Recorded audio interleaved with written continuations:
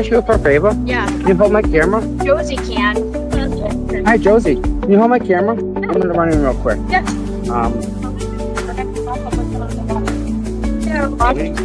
Your life will grip. Oh my gosh. What is up, yos? Oh my God. Good morning. Starting a little early. Final We're gonna go say good Reed. morning to Henry, of course. Oh, Final Karen Reed pre-trial. Come on in, guys. Shake it. What a lineup Truth and Transparency has for you guys today. We're going to kick off our day the right way. Karen Reed pre-trial motion. Here it is. Now, how does my mic sound? Is it like 10 times better because I just spent 4 hours revamping this room again? It should be like so smooth. Like DJ smooth. DJ. Oh God, was it loud? I don't want it to be loud. I was redoing all the stuff again. It should have no like background. It should be like old style days when it was just like pure. Sounds good. I just don't want any of that that I'm like in a tunnel. I can't handle that. I gotta have good sound. You know, you guys don't watch here for quality shit. You guys watch here for quality goods.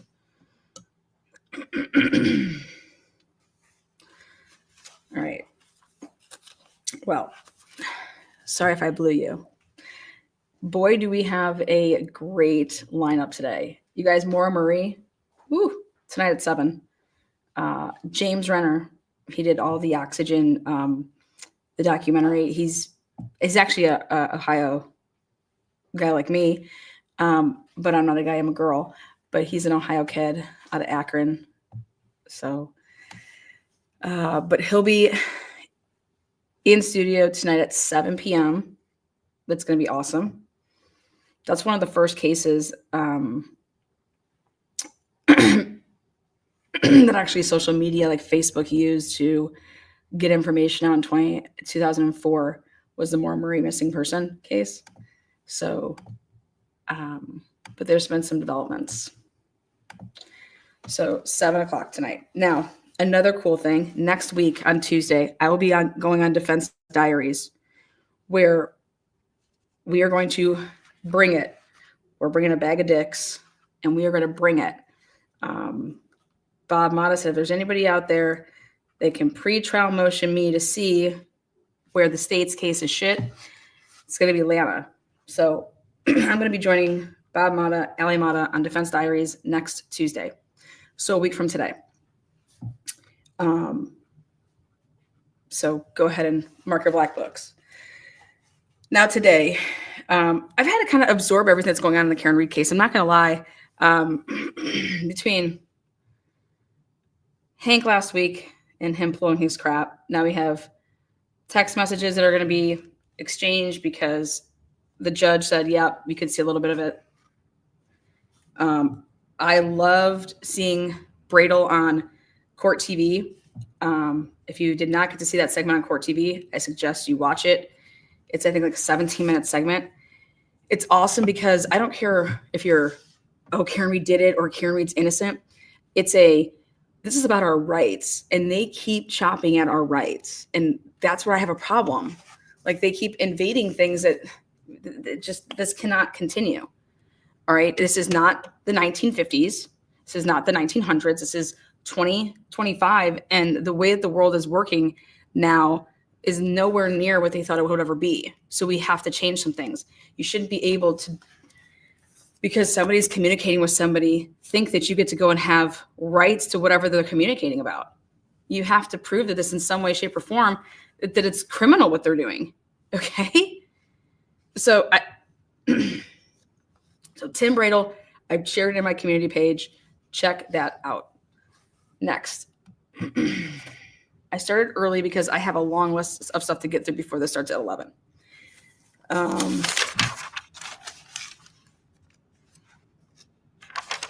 Number one, we're going to hopefully hear about this motion to dismiss. Is Bev going to say it's in or it's out? So we need to, I mean, is she even going to have a hearing on this? My guess is no. I don't know how she's not though, but whatever.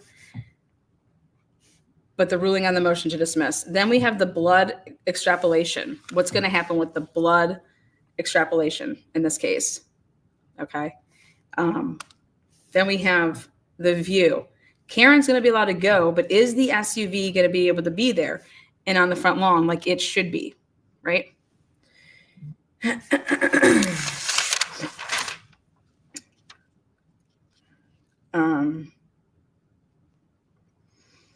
Next.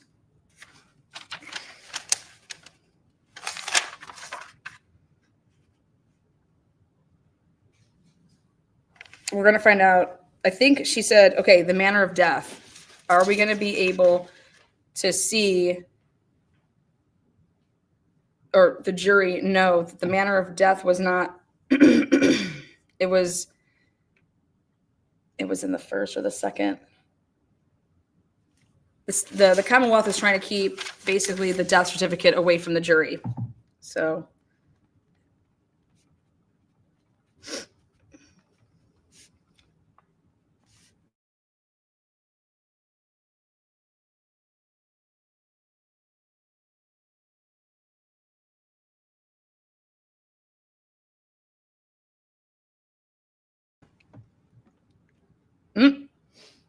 We got the po-po out there. Is any of those people John Fanning? Need to come walking down the street. I don't see him yet. I keep looking. Right. Let's see. Oh, look at all the puppies. I gotta say hi to you. You guys, I just love when it's so sunny. I don't care if Yeah, it's ever you know, I got cold. my friend. I don't care if it's ever cold. I care about the sun. And look at that sun. Oh, there's Turtle Boy. Let's see. So, Just came out. Wow. Just came out. Meredith. you're trying to do what? Trying to fight the third-party culprit from coming in. All right. Third party Who culprit. put that out there? Brennan? The prosecution. Okay. Well, yeah. Well, we knew that. Okay. Yeah. Okay, let me just mute that. Third party culpability. So we'll put that on the list. Look at the sea. Look at the sea. Look at the sea of peeps. Good morning, you guys. Yeah, let me know where you're watching. I like it. Texas, baby. Let me know why and where you're watching.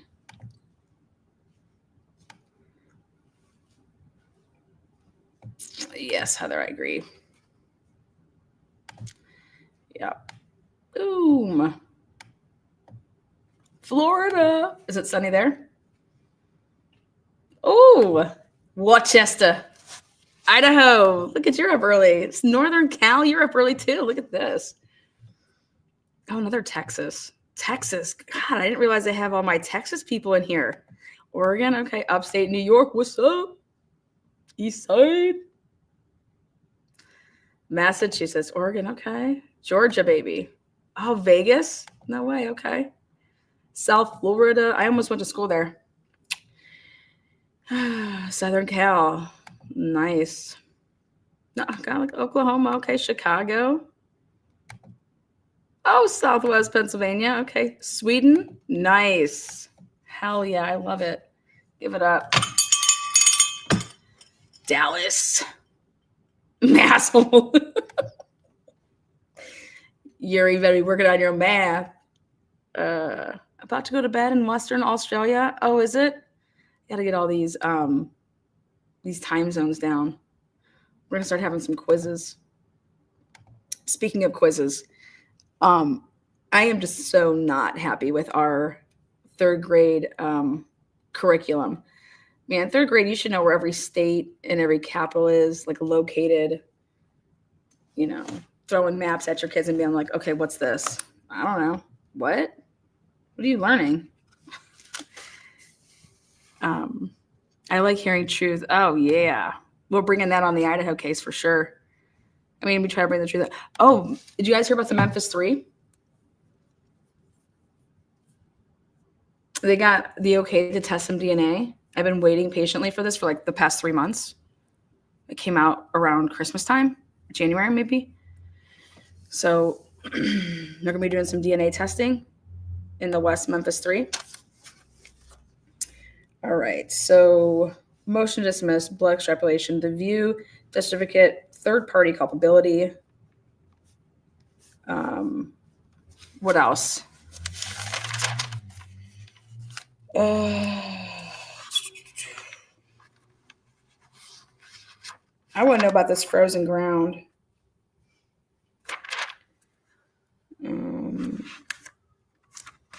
Let's see what else I have on here that she needed to still make a ruling on. Yeah.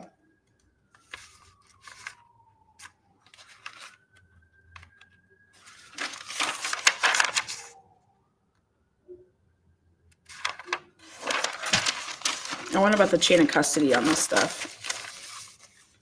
So I want to put that on my notes.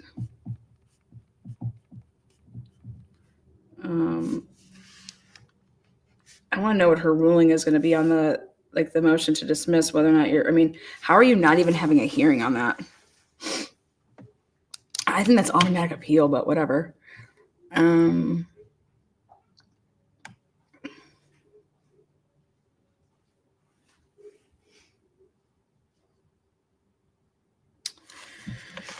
So we are just outside of, the over-under link. Yes. Murky, do you have that link? I'll pin that. Actually, if you put it in here, I'll go in and pin that. Put that down as thing that we'll talk about. So if you guys missed it, me and Andrea picked ours live last Friday, and I actually have it here printed out. I'm making Bob and Ali Mata do it. Actually, I just texted Bob. I said, you better zoom in and you're going to pick them. Be ready to pick them. Be ready to pick those on Tuesday to close out our show.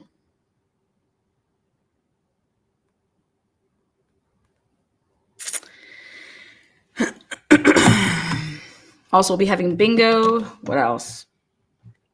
Man, I love you. Stand for the Constitution and rights. Yeah, man, that's all we got. We got our word. We got to hold people in check. I'm sorry, but back in the day, everybody just taking the words of people just because you're a police officer. Remember back in the day, taking the words of people just because they're a teacher. Well, we know that there's bad apples that exist. We got teachers that are fucking students, and we have officers that are fucking over, and abusing their power. So, yeah.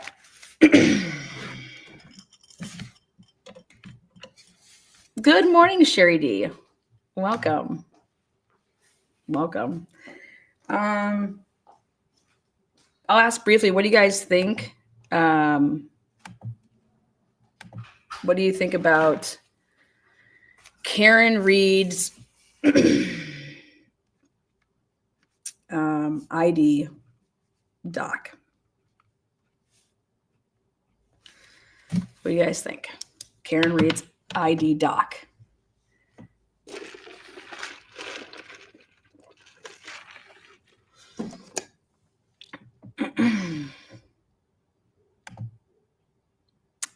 Thank you.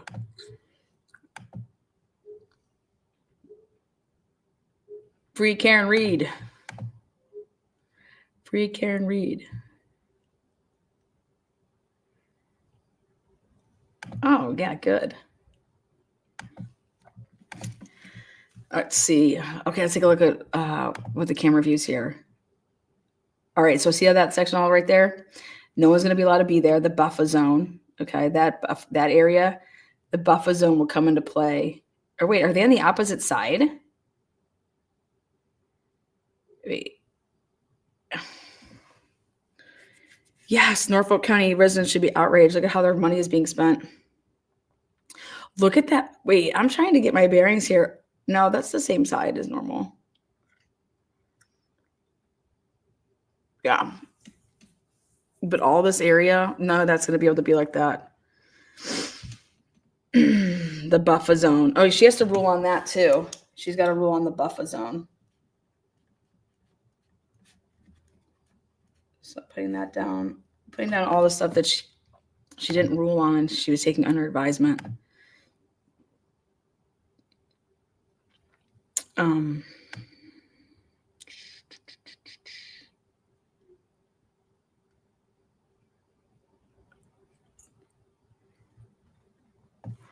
Good morning from California again. Wow, California. There we go. Okay, there you go. Is that the? Let me just pin that link. There's that link if you want to do the over under. Let me pin that.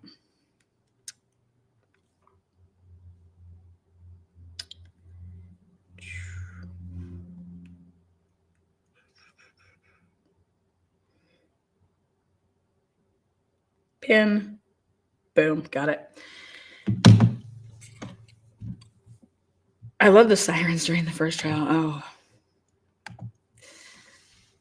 Look at all those cool.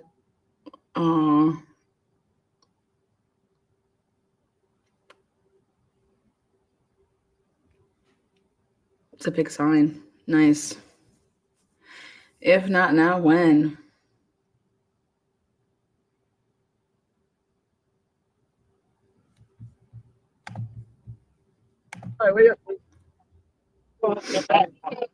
I don't see him coming yet, Mike. He might be already in the house. Who knows? No. Let's see. And you can't do that. Oh, here we go. Inning runs. That's amazing. We got. There goes Aiden. All right, so he's like, you go in the courtroom now? Okay. Yeah.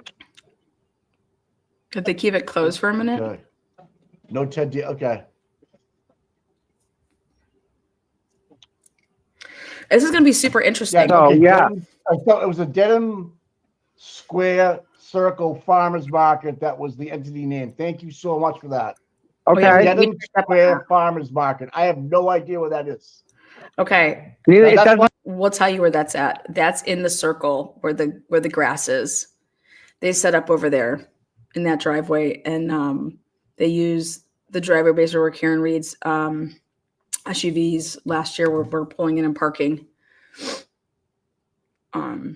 That's that section. Yep, curious to see how this works out with Turtle Boy, if he's going to be able to cover the case. I'd be talking to my attorneys about that, saying what can we do. I mean, how you can keep him out is just whoo.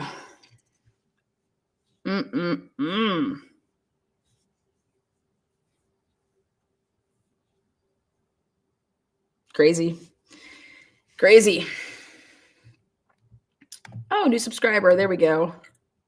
Good morning, everybody. Make yourself known. Hit the thumbs up. This is going to start at 11. This is the final pretrial motion for April 1st date for the trial. You know what? Wait a second.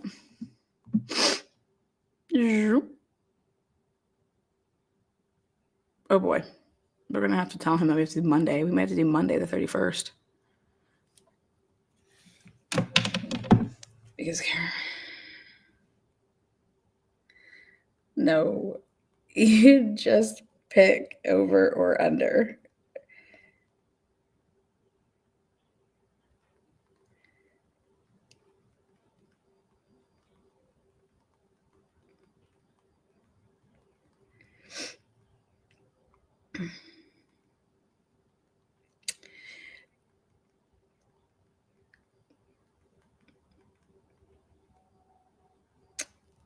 Well, I think the jurors get picked beginning on April 1st. So it'll be interesting. Bev thinks it's going to take a long time to pick these jurors. I don't think it's going to take as long as she thinks, but Peggy, what's good? Shake it, shake it, shake it. Does anybody know why Mazda Media abandoned his YouTube channel? I have no idea. I didn't even know that it was abandoned.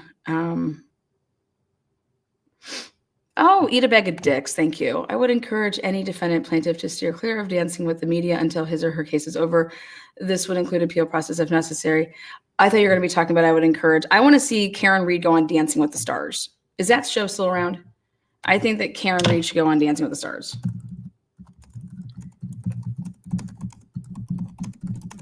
What do you guys think? Maybe Alan Jackson. I think somebody from this case should go on Dancing with the Stars.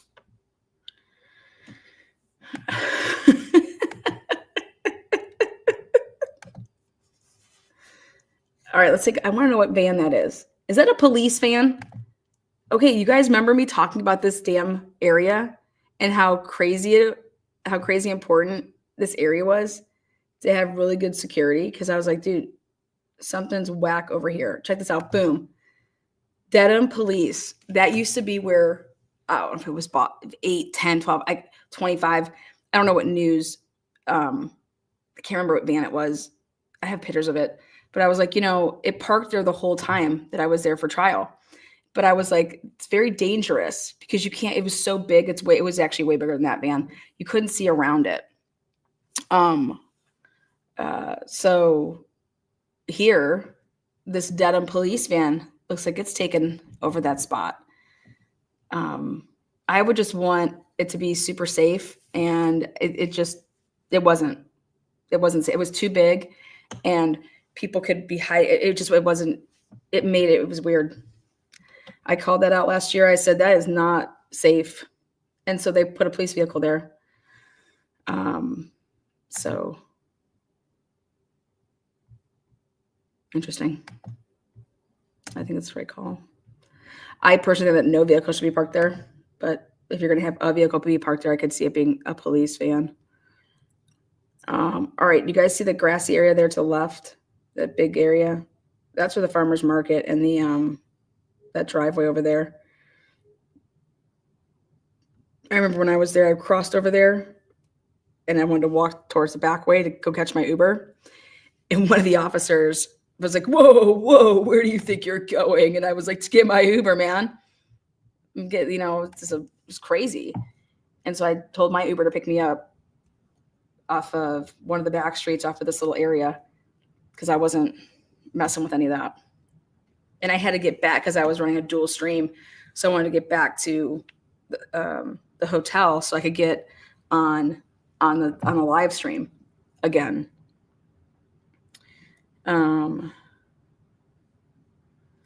So yeah, who would you rather see Dancing with the Stars, Karen Reed or Alan Jackson?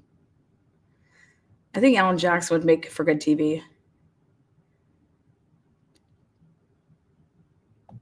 I think somebody put that they want to see Lori Vallow. Let's do a convicts edition and get all the fucking nuts. All right.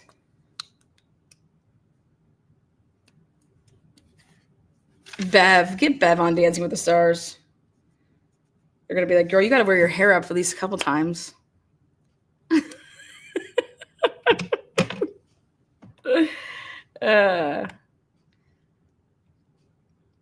Lally. Put Lally in the game. Come on, man.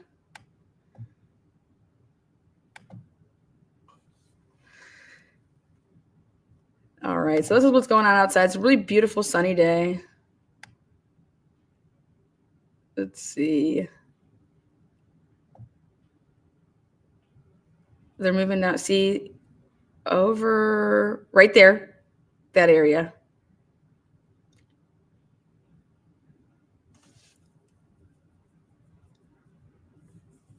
They want to close down this street, if I'm not mistaken. I know they want to close down that back street there because this is where I was walking.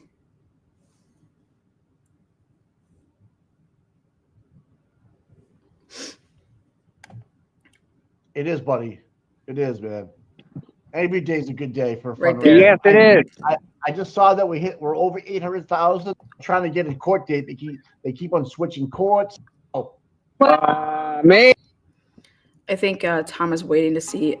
Maybe he got the news that Karen Reed is close by. yeah. Nope. Yeah. That's a hard no. So they set it up, Hod and they no. had their Give a shout out to Tom Hod. I love the way that farm thing, and it was gone. Hod no. But see that all that grass area right there and the driveway there to the left? That's where they have the farmer's market. So We never saw it. Oh, so it was a weekend thing. Yeah, No, it was during the week. Okay. And then the judge canceled the court, so we didn't go.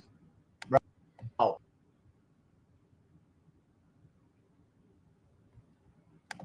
Yeah. Wow. all right. All right, so back over here. Motion to dismiss, blood extrapolation. the view, will the SUV be put on the lawn? Death certificate, will the jury know that they didn't was it homicide, accident, suicide? The third party culpability. Remember last week, first time that we've ever heard them go ahead and say we have our 3 people, and they listed Colin Albert, Brian Albert, and Higgins. So that's the first time ever publicly in a courtroom did Karen Reed's team list off the three people that basically were the cause of John O'Keefe's death.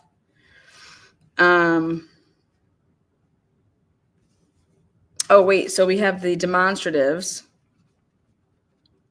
So I want to know if we're going to be able to use the taillight demo. And it's like a chart.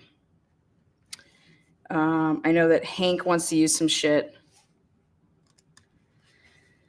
We'll hear about the buffer zone.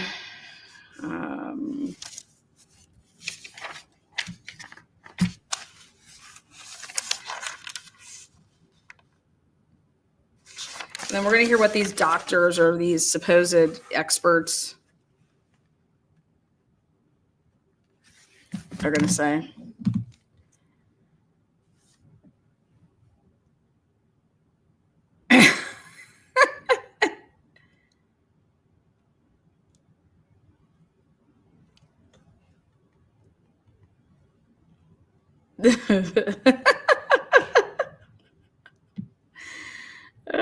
Glass exhibit. Yep. The glass exhibit. Where this piece came from, where that piece came from. It gets confusing. Like, how was the jury supposed to follow that? So the glass, more or less. So I'm gonna bumper. I want to know about a timeline. Tell me that the defense is gonna have somebody up there about a timeline, man. Come on. Like, all the stuff that we've learned. So we're going to have somebody doing a timeline.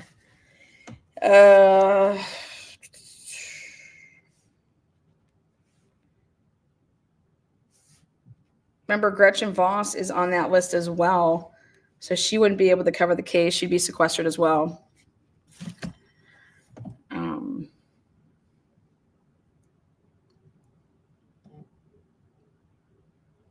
We might hear a little bit about ARCA, but they're in. About how they were paid. So we'll put that down. The feds, ARCA, payment.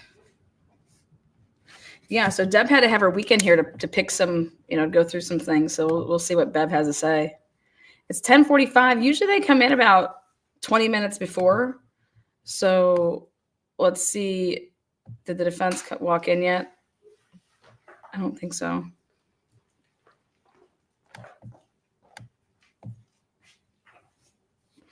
Maybe they're coming in a different way. Talking about Ohio. They came in from Ohio. Yeah, they came from far away. Yeah, Who? a lot of regulars here. I love the sign. I love it. I love it. I love it. The more That's you awesome, press, man. the Good more. morning. That's cool. We're from Ohio over here. Woo, yeah. I know you're probably talking about me, Tom. I get it. Oh, shit. So what do we got here? Bradel. I just can't speak enough of that segment that he did. He pushed back. I loved it. The little Bradel. Let's see. Bradel.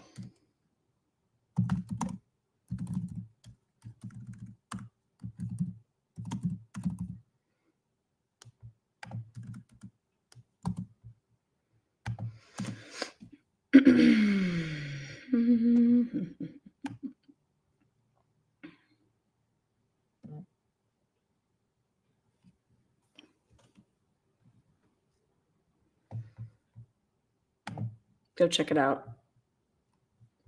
It's on my community page.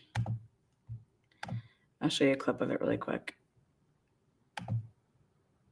so you guys can find it. Bradle. Posts.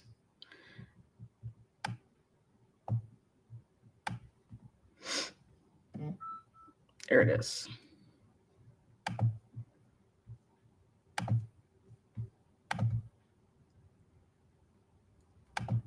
Take a look.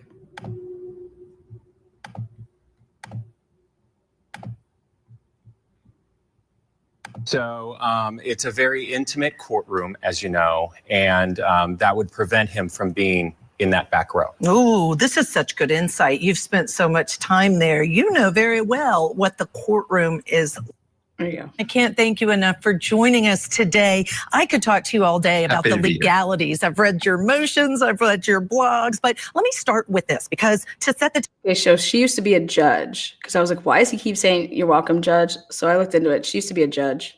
table again for viewers who might just be joining us, the court did order that the district attorney's office is to release to the Commonwealth limited information, but it's information that's between your client, Turtle Boy, and the defendant, Karen Reed, that has to do with witnesses. So first of all, your reaction to that court order ruling. Yeah, Judge, it's a tough one. It's a real intrusion into journalistic integrity and privacy. We're not concerned about it, though, because there's really nothing there. It's a big nothing burger as far as we're concerned. There's no criminality. There's no communications that can serve as the basis for anything we're concerned about. What's most troubling, though, is the notion that the government can say, you know, we know these people are talking and we want to hear what they're saying without any sort of underlying crime that they can allege. And there's an anomalous situation here where the very conduct that they're trying to rehash and recycle here as a basis has been rejected by a grand jury, and no indictments issued against Ms. Reed on this exact evidence. So how can they use this evidence again to get another bite at the apple to try to get into Mr. Carney's phones? That was our argument. The judge felt that since the government had it already. I wish he would have said another bite at the apple, though. Like, because he just mentioned the grand jury, but I wish he would have said, you know, this is a second bite of the apple, same apple. Like, I think that language, and maybe it was put in like with written work, but I think that maybe would have, you know.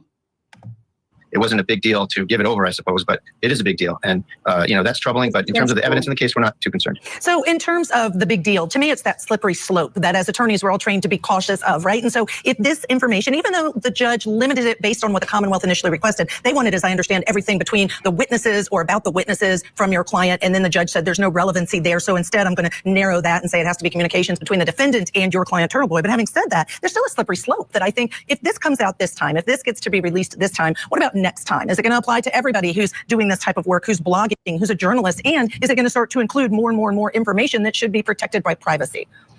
I'm so glad you said that, because we really don't get a lot of that type of sentiment from the mainstream media, with some very good notable exceptions here in Boston. But yeah, that's the next domino to fall, is that, you know, they should not be able to just say, hey, we heard these people were talking, we want to see what they have to say, without being able to establish any sort of probable cause for criminal activity. Again, the grand jury rejected that. So what are we doing here is our position. And, you know, who's next is what I keep saying to our local journalists here every time. You know, I say, you guys should be holding signs and yelling and screaming too, that you're next. If Aiden's journalist source material and investigative avenues are able to be, you know, pried into by the government, that's a pretty scary proposition without an underlying crime. So the grand jury didn't find a crime, and I understand your point there. And I guess I wonder, is there any sentiment by you that the Commonwealth is trying to backdoor it? Because here's what they've argued in this case. Before this other judge, it was a different judge who had to make this ruling, but they're saying instead now this is consciousness, I can never say that word well, embarrassing to admit on national TV, but I will, of guilt of the defendant. That's the way they're coming at it now, and I guess in part we're successful. Right. Well, when this search warrant was made public back in February of 24, Aiden and I and Mark, we really didn't have a dog in the fight. And I was just compelled. I was so surprised that they were able to get Karen's phones just because of these sort of transparent, these basic things like her allegedly saying, hey, keep this private. Let's keep this between us. Don't share this, you know, as if that was somehow criminal. And yeah. See, that's what's crazy to me, is like, that does not mean that's like anything. Like, you tell a friend, like, hey, I want to keep this between us, or, you know, hey, please don't say anything. you know, It's your way of just letting somebody know that it's like private.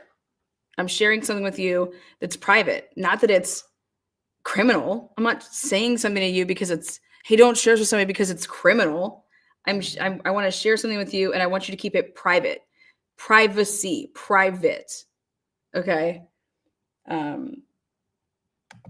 She's a woman who's charged with insanely overcharged, by the way, with murder in this situation. And the government's facts are just absurd and just don't support that at all. But, you know, she's entitled to defend herself, and she's entitled to talk to anybody she wants, to marshal the evidence anywhere it goes, to try to spin things, to try to get public relations out there the way she wants it. You know, she's allowed to do that. That is not a basis for a crime. Listen to that. I love this because it's so true. She can spin whatever she wants. She can do and say and spin it however she wants. That's not a crime. It's no different than it's like it's the Commonwealth has a narrative, right? They're saying whatever the fuck they want. And her saying and wanting to even he used the words spin. I love it. That there's not a crime in that. And that's not basis to probable cause. That like what? Like this is insane, y'all. Like, no, the government can't just say, oh, we found out that so and so and so and so are talking, so we get all of their communications. That's absurd. That is like, and I love how he says it. He's like, we know we're right, but we just don't have the time. We don't have this has to go with someone's privacy. We have a privacy interest. Like, no, I wasn't just out in public speaking something. Like, this is a private matter. I have a right to privacy if I tell somebody X, Y, and Z. I have an expectation of privacy. Karen Reed had an expectation of privacy with that, period. Especially if Turtle Boy said, yeah, I wouldn't share it, you know? But right here, listen to why he's saying we're so busy that we can't even argue the principle of it right now. But people should be wanting us to argue the principle of it, because if this happens, all of you guys out there that have anything to do with sharing information, whether you're a blogger or you're Ted Daniels, bye-bye, here. Crime. You know, the only thing she's doing is trying to keep confidentiality. That's the only thing they had. And it's chilling that they cite that in the search warrant and to the court as evidence of a crime, that people want to keep things confidential. People want to talk to each other about investigating things. All of a sudden, it's evidence of a crime, I suppose. It just gets worse and worse and worse in Norfolk County, Massachusetts. But, you know, we're going to put a stop to it. I have no doubt. And one of the things that stands out to me, I was actually looking at one of your blogs. This was back from February 1st of 2024. And in that, Tim, you said about this particular case and unsealing the search warrant, the only crime here is the robbery of privacy. Do you still stand by that? Absolutely. It just gets worse. You know, they think that the government's desire for evidence is all they need to just say, hey, we want to see what they're saying. The case law in Massachusetts, judges, is such that, you know, you can't get into a cell phone under the general proposition that, hey, we all have a cell phone in our back pocket, so you must have been using it in terms of this crime. You know, you need an underlying crime. And the case law, it's Commonwealth versus White, says that you need a nexus between the device you want to search and the crime. And boom, boom, boom. Love it. This segment was literally, if you're all about our rights, woo-wee, this segment is awesome.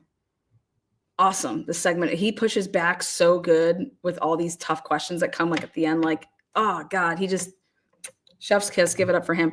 All right, I just got the documents about the third party, printed those off. And the defendant has announced 3 potential third-party culprits in this matter. There is evidence that each of them had the motive, intent, and opportunity to commit the crime. All of them were present at the scene of the crime on the night in question. Brian Albert A., he's first. Brian Albert did not have a good reputation among his fellow police officers. He was known as a bully, someone who has a history of sucker punching fellow officers, particularly when he was drinking. He has been investigated by Boston Police Department's Internal Affairs Division for his violent conduct in that regard. Albert is a trained boxer, and several of his fellow officers were afraid of him. Brian Albert was present at the scene of John O'Keefe's death on January 29, 2022. John O'Keefe's lifeless body was found on Brian Albert's front lawn, just feet from his front door and the door to his garage. Brian Albert admits to having been home at all relevant times, which is funny because him admitting that he was home in bed sleeping at 6, when I don't believe that he was. I think that he had already left with the dog, based on the driveway not having one of the vehicles. But here they're going to use that against him. I love it. But Brian Albert admits to have been home at all relevant times. The evidence, including computer forensic data, overwhelmingly suggests that John O'Keefe entered Brian Albert's house. Brian Albert was drinking heavily throughout the day and night in question. Brian Albert spent the day and night with Brian Higgins.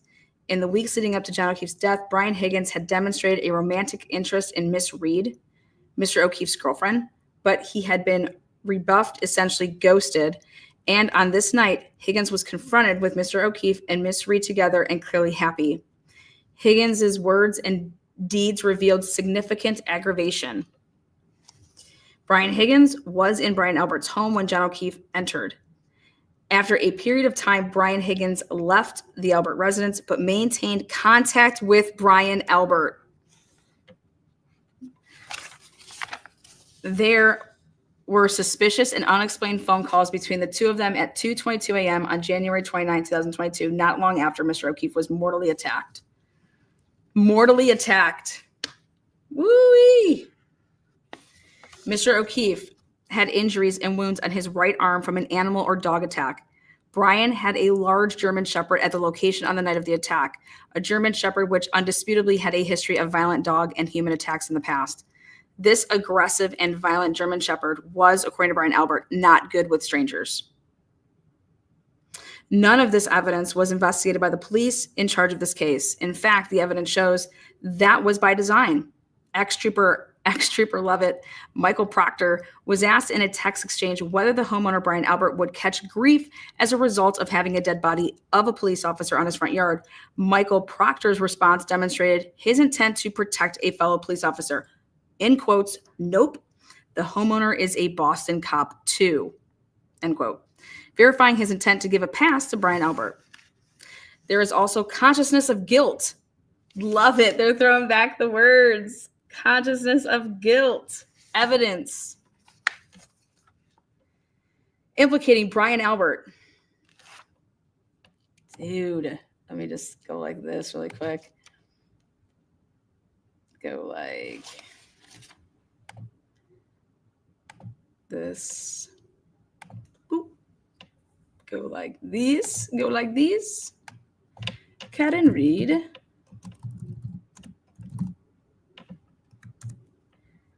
Cat and read. Whoopsies. All right, cat and read. Here we come. We'll have this up. Waiting patiently for the fan to drop.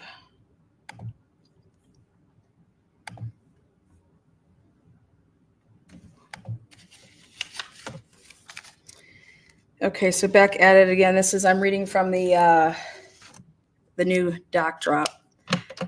Again, there is also a consciousness of guilt evidence implicating Brian Albert. Despite a massive police presence on his front lawn, just feet from his bedroom window, Brian Albert never came out of the house to speak or interact with other fire responders or first responders. It is worth noting that Brian Albert was at all times a first responder himself, yet he chose to ignore his duty to help someone in need in favor of remaining secure in his home, away from those who might question him or his family. I think by John O'Keefe's hands, I think he landed a couple punches. And so I thought another reason why Brian would need to be away is because he couldn't see if like he had some scratches and stuff on his face. Okay.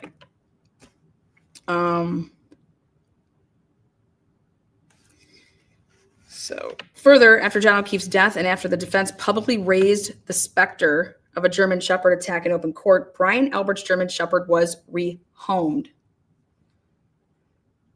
Brian Albert essentially jettisoned a longtime member of his family to another state, out of the reach of investigators, out of the reach of the defense. Any reasonable investigation would have seized upon the combination of this suspicious conduct in furtherance of a fulsome investigation into the death of John O'Keefe. B.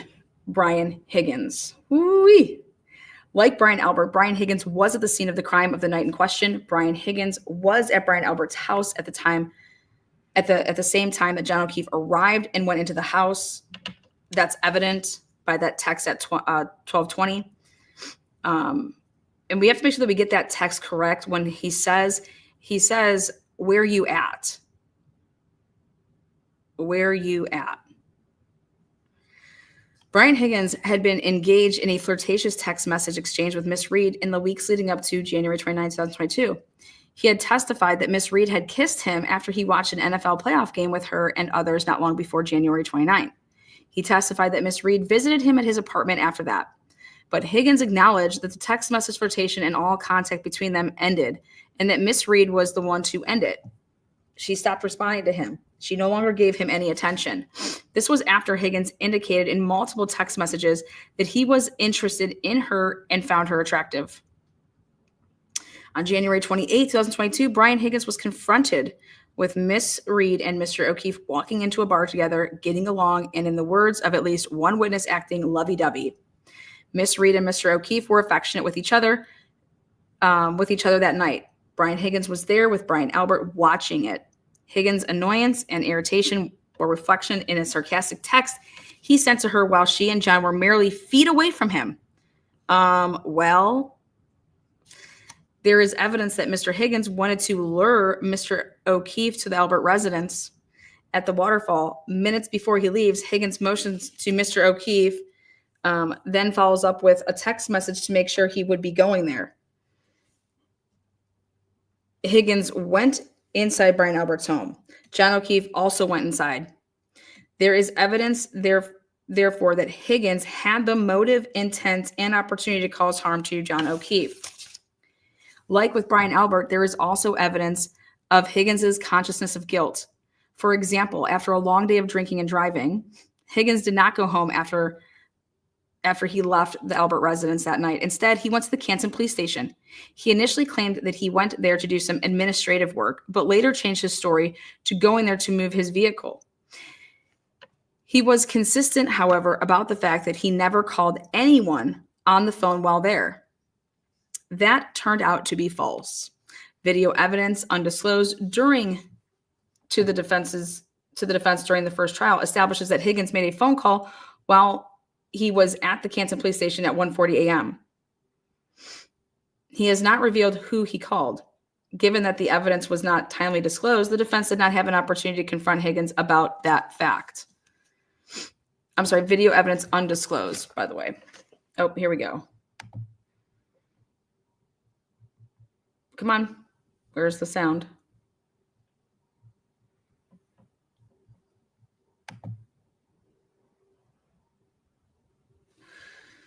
Are they going to do their sound?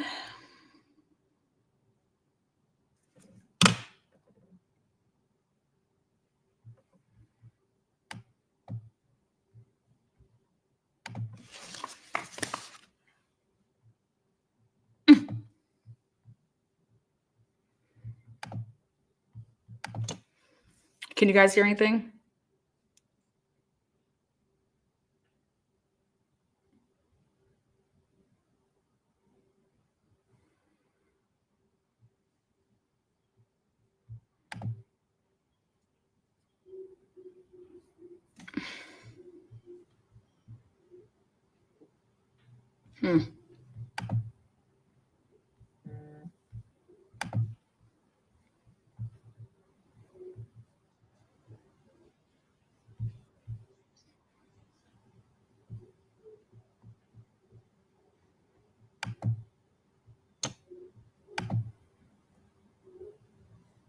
Hold on one second.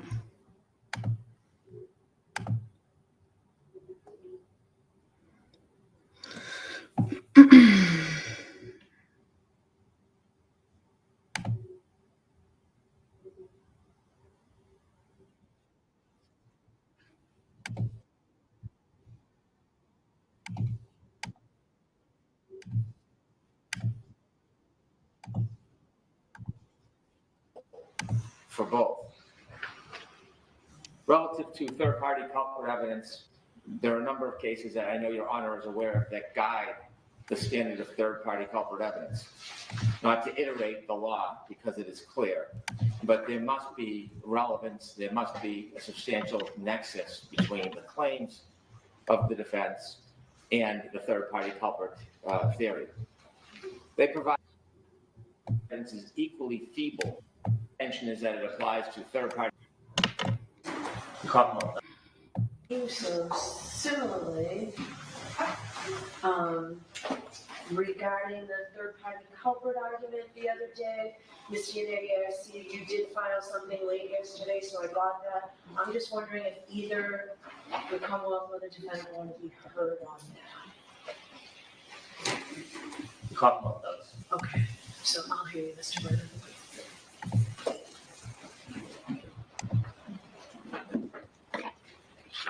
Your Honor asked for a proffer from the defense regarding third-party culprit.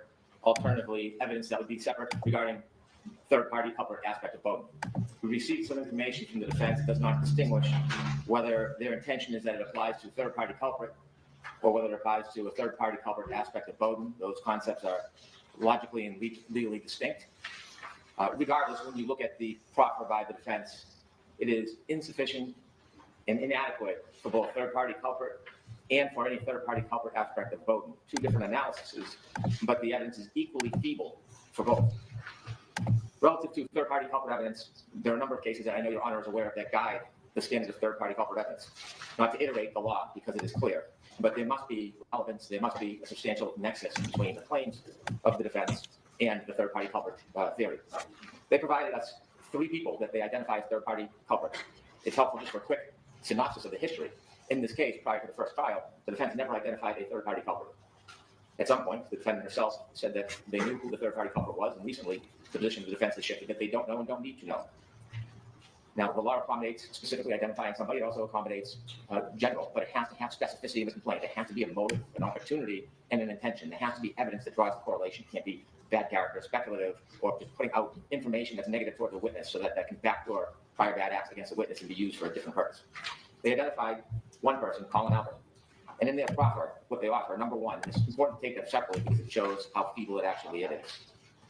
The first thing they say about Colin Albert is he had a feud with John O'Keefe in the weeks and months leading up to January 29, 2022. Now, other than maybe on social media or in interviews with the defendant and national broadcasts, there's no evidence of that. There's no evidence that's going to be admitted at this trial that shows there was a feud between Colin Albert and John O'Keefe. There is no evidence that there was any hostility between Colin Albert and John O'Keefe. There's no evidence of a motive to kill John O'Keefe by Colin Albert. There is no evidence of any motive, of any intention, or of any opportunity whatsoever. In fact, the evidence is that Colin Albert was not even at 34 Fairview at the time John O'Keefe arrived there on January 29, 2022. And so simply saying it is not evidence. And an attorney should not be allowed to confront a witness about an allegation that has no factual basis for them to then have to defend the accusation. The prejudice then seeps to the jury, and the Commonwealth is in the position of having to disprove a claim that had no basis to begin with. The second claim that they make regarding Colin Albert is that he had thrown beer cans in Mr. O'Keefe's bushes and told Mr. O'Keefe to F off in his face. There is no basis for those claims. There is no witness of those claims. There's no information regarding those claims. I understand there may have been a party where there was beer cans, but there was no Colin Albert. So to attribute a situation or incident to him, the defense would need some good faith proof, actual proof, fact, that this actually happened. And there's no evidence whatsoever that Colin Albert threw beer cans in Mr. O'Keefe's bushes and told him to F off. And the reason there's no proof is because it didn't happen. So again, the defense asks for an invitation to simply cross-examine a witness, allege a prior bad act, and then the witness has to defend their honor. The government has to disprove it. That is not the cloth that third-party culprit is made from. Regarding the suggestion that there was some type of feud or tough relationship, I saw on a video that there were 2 radio personalities, and I have the clip, who spoke and met with Karen Reed. And during the conversations, at least they relayed that there was some claims about a drug issue.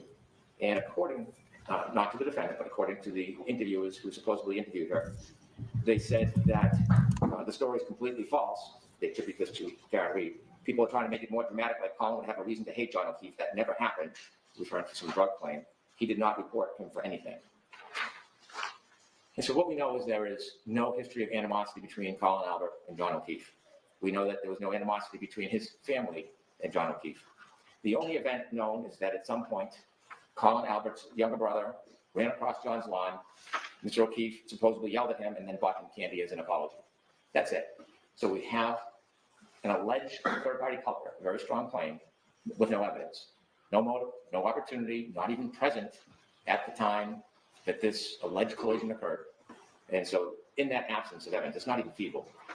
Colin Albert should not be brought to the stand, attacked with acts that didn't occur, that otherwise would have no admissibility. Really, it seems to be a backdoor way to tarnish his reputation and then bind him with other people the defense would like to attack, to make a general suggestion that somehow this group of people are bad people. I know at the last trial, there was pictures of Colin Albert's knuckles that were scraped, and inevitably it turns out that picture, I think they did this to introduce a trial, was taken much later. Pictures taken before that point show that Colin Albert's knuckles on the 9th and 11th of February weren't scraped at all. So because he had scraped knuckles, subsequently, because he may have done a video that some use would maybe do and threaten somebody else, not John O'Keefe, has nothing to do with this case whatsoever. It's an attempt to introduce alleged aggression or prior bad acts, but there's no bind whatsoever. The second person that the defense would like to identify as a third-party culprit is Brian Albert. And this is some of the gross generalizations that you see with Colin Albert. No specificity, but trying to assault his general character by generally suggesting things that may or may not be accurate and just telling part of the story. They claim he didn't have a good reputation among fellow police officers. No evidence. They claim it. And even if it was so, has nothing to do with this case. Known as a bully. So rumor clearly is not admissible in a criminal case. Had a history of sucker punching officers. We don't see any specificity. We don't see any evidence. We don't see any information. We just see a general attempt at a character assassination to portray him as somebody who is either capable or a bully. Nothing relative to John O'Keefe. Nothing. They suggest, and I'm not sure what the basis for this is, that he was drinking heavily that day when he went to a funeral with Mr. Higgins and another person. It is true that he was at the hillside around 9 o'clock and was drinking around 9 o'clock. So all of this information is just general inflammatory accusations about character.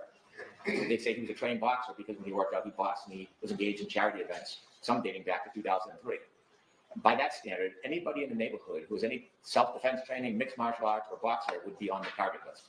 The fact that he is a police officer and that he is physically fit and that he trained to protect himself doesn't make him a third-party culprit. It is this general suggestion of strength and distorted into a hopefully perceived sense of violence that it has no root at all, no root. They went as far to say he was investigated by BPD for violent conduct, but they don't give any details. If they looked, they could go online, they could investigate potentially. There is no sustained findings that are known to the Commonwealth against Brian Albert in internal affairs, none whatsoever, ever. And so to make the suggestion he was investigated by BPD for violent conduct, Karen. no fact. I'll say, even though it is off base entirely, it has nothing to do with John O'Keefe. They're trying to suggest that he has a propensity for violence. And they don't do it very well because they provide no details. These are all just general accusations by the defense. In fact, I would say it's not important or admissible. You can't bolster the good character of a witness, but to simply make suggestions of bad character is not any root or tethering to this case specifically. Instead of bad character, Brian Albert was a two-time recipient of the George Hanner Award, has many, many medals of honor from the Boston Police Department, but that is not the issue. They suggest that he was involved, so they know that they have to tie him not only to the scene, but somehow to Mr. O'Keefe, and other than being at the bar that night, and Mr. O'Keefe and Ms. Reed pulling in front of his property that night, there is no association between the two. They say he's present at the scene of death. By all evidence, Mr. O'Keefe died feet from the street near the flagpole in front of 34 Fairview. So that's a little bit broad. He wasn't present at the scene of the death. He wasn't there.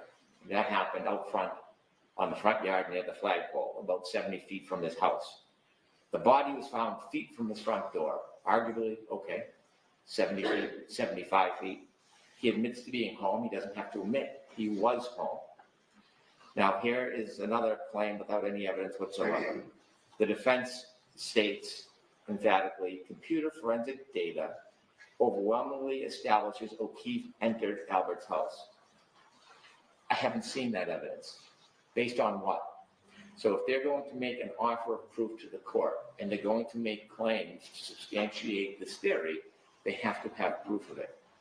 And in their motion, I see no proof whatsoever that overwhelmingly establishes John O'Keefe went into the Albert house. In fact, what we see is the opposite. In the past trial, numerous people were called. Every single person that was asked stated they did not see John O'Keefe enter that home. Every single person. Now, whether you believe it or not is irrelevant. What's relevant is there's nothing to the opposite. There's an absence of evidence to the opposite. In fact, the phone data and the Waze data and the GPS and all the data puts John O'Keefe at the front yard, not in the house. So if they're asking the court to make a finding of substantial link and substantial proof that John O'Keefe was in the house, they have to actually give you the facts and the science and the data to support that. And I don't expect that will happen.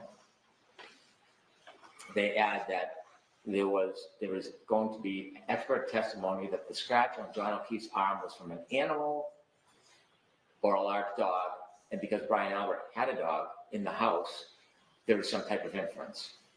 Dr. Russell has already testified at the Lanigan hearing that she's not saying that those bite marks were from Chloe. Although it has not been decided by the court, Dr. Crosby has done molds that show that the teeth comparison is totally an opposite. And so even the defense is not saying, as I see from the disclosures, that Chloe bit John O'Keefe.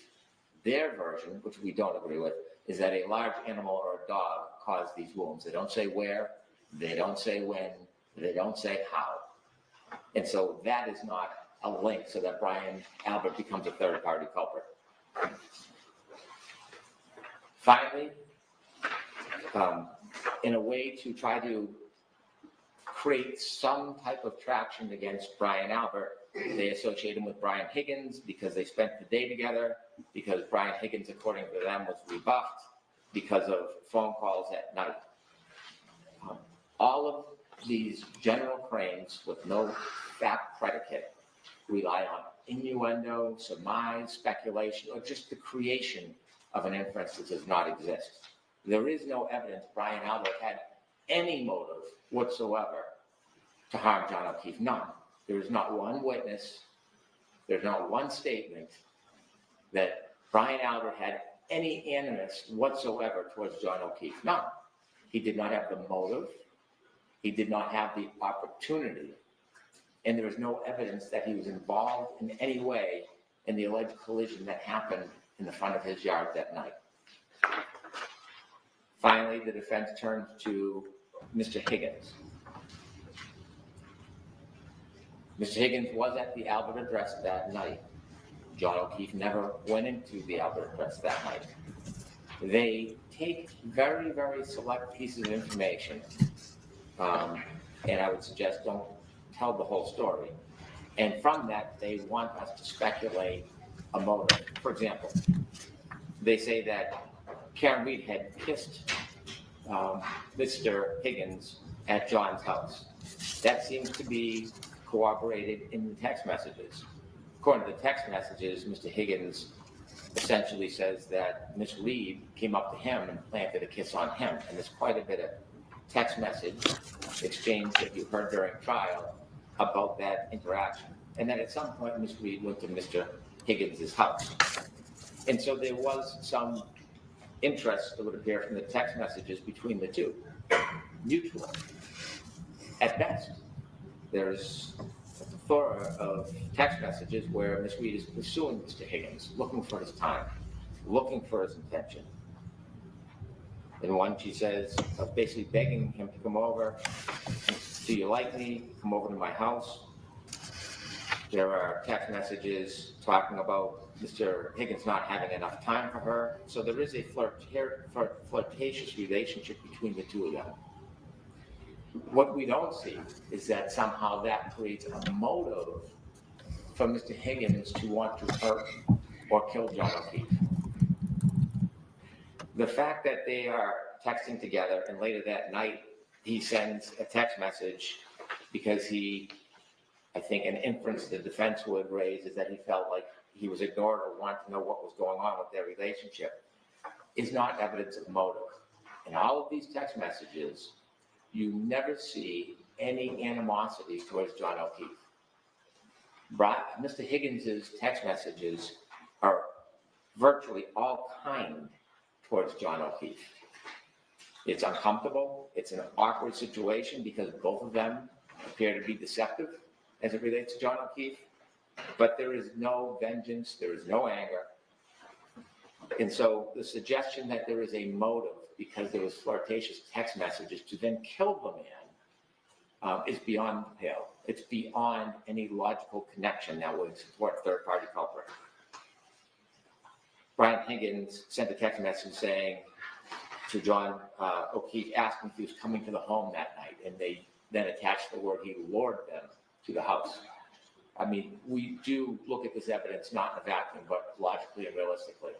Not knowing that Karen Reed was not going to come in when they arrived at the house, is it reasonable, is it rational, is it lucid to think that that Mr. Higgins was inviting them both over to the house, not knowing only one of them will get out of the car? Is the suggestion that Mr. Higgins was going to kill both of them?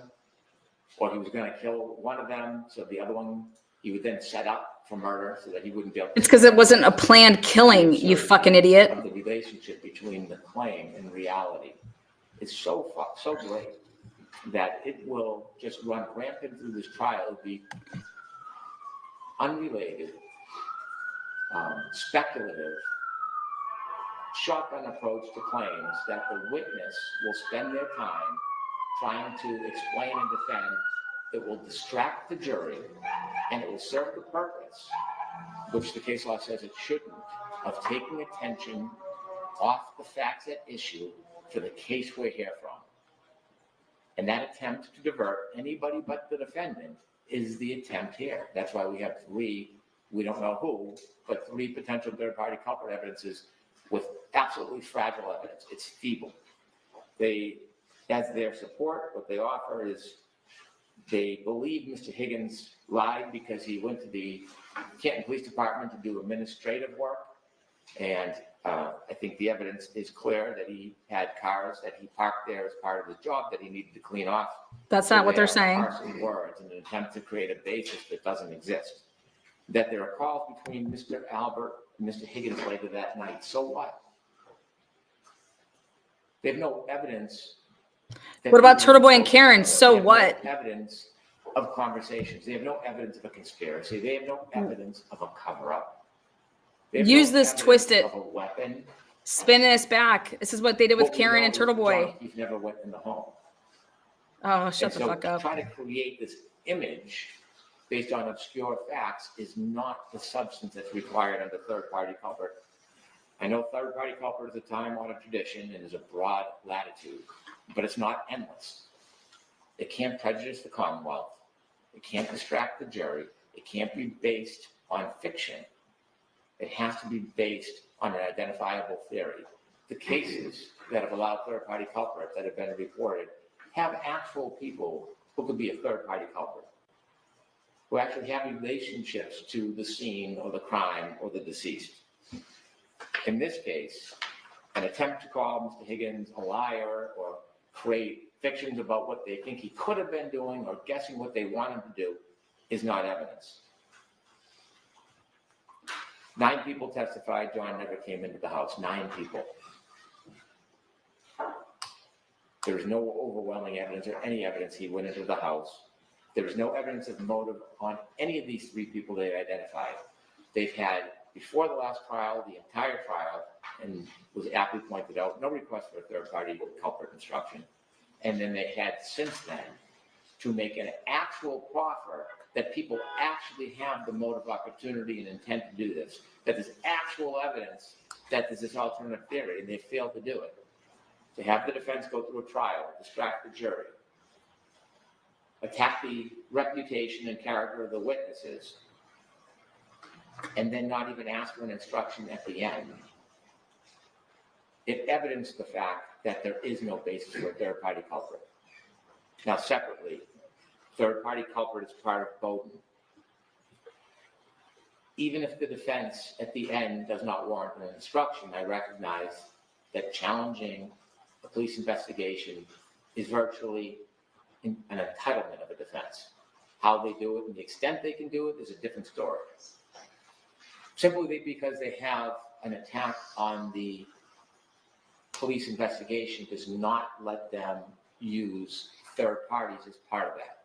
And so the standard, Silva Santiago, is very clear, it's cited by almost every case, is that there has to be something the police didn't do at the time that they knew about and should have done. So at the time the police did their investigation is being criticized, they would have had to have known about a potential third-party culprit or third-party culprit evidence and didn't pursue it. And that's where the defense argument utterly fails here. Because at the time the police were doing this investigation, what they knew is that John O'Keefe was on the front lawn of 34 Fairview near the street. They knew that he was dying or is dead. And a number of witnesses knew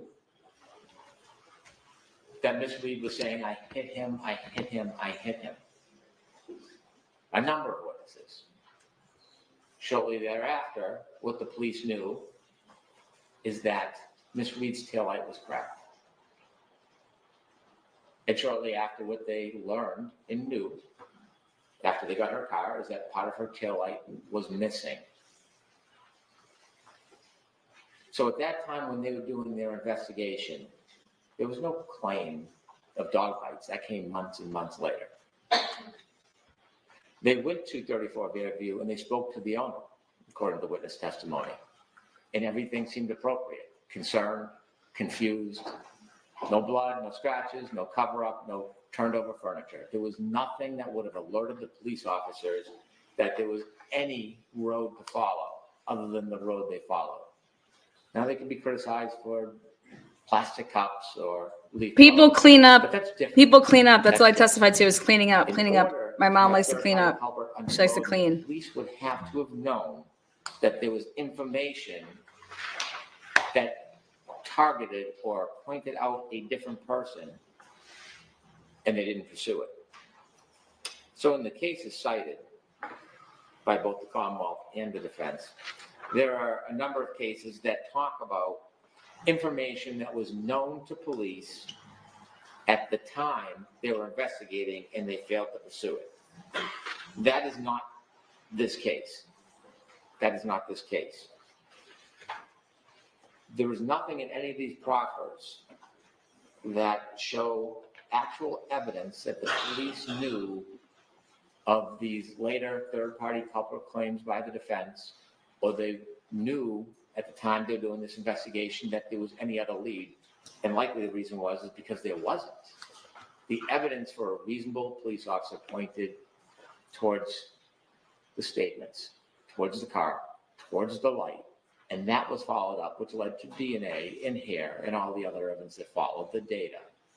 And so as a concession to the defense, they don't simply get to bring in third-party culprit through Bowden because they failed in the instant case to show a third-party culprit.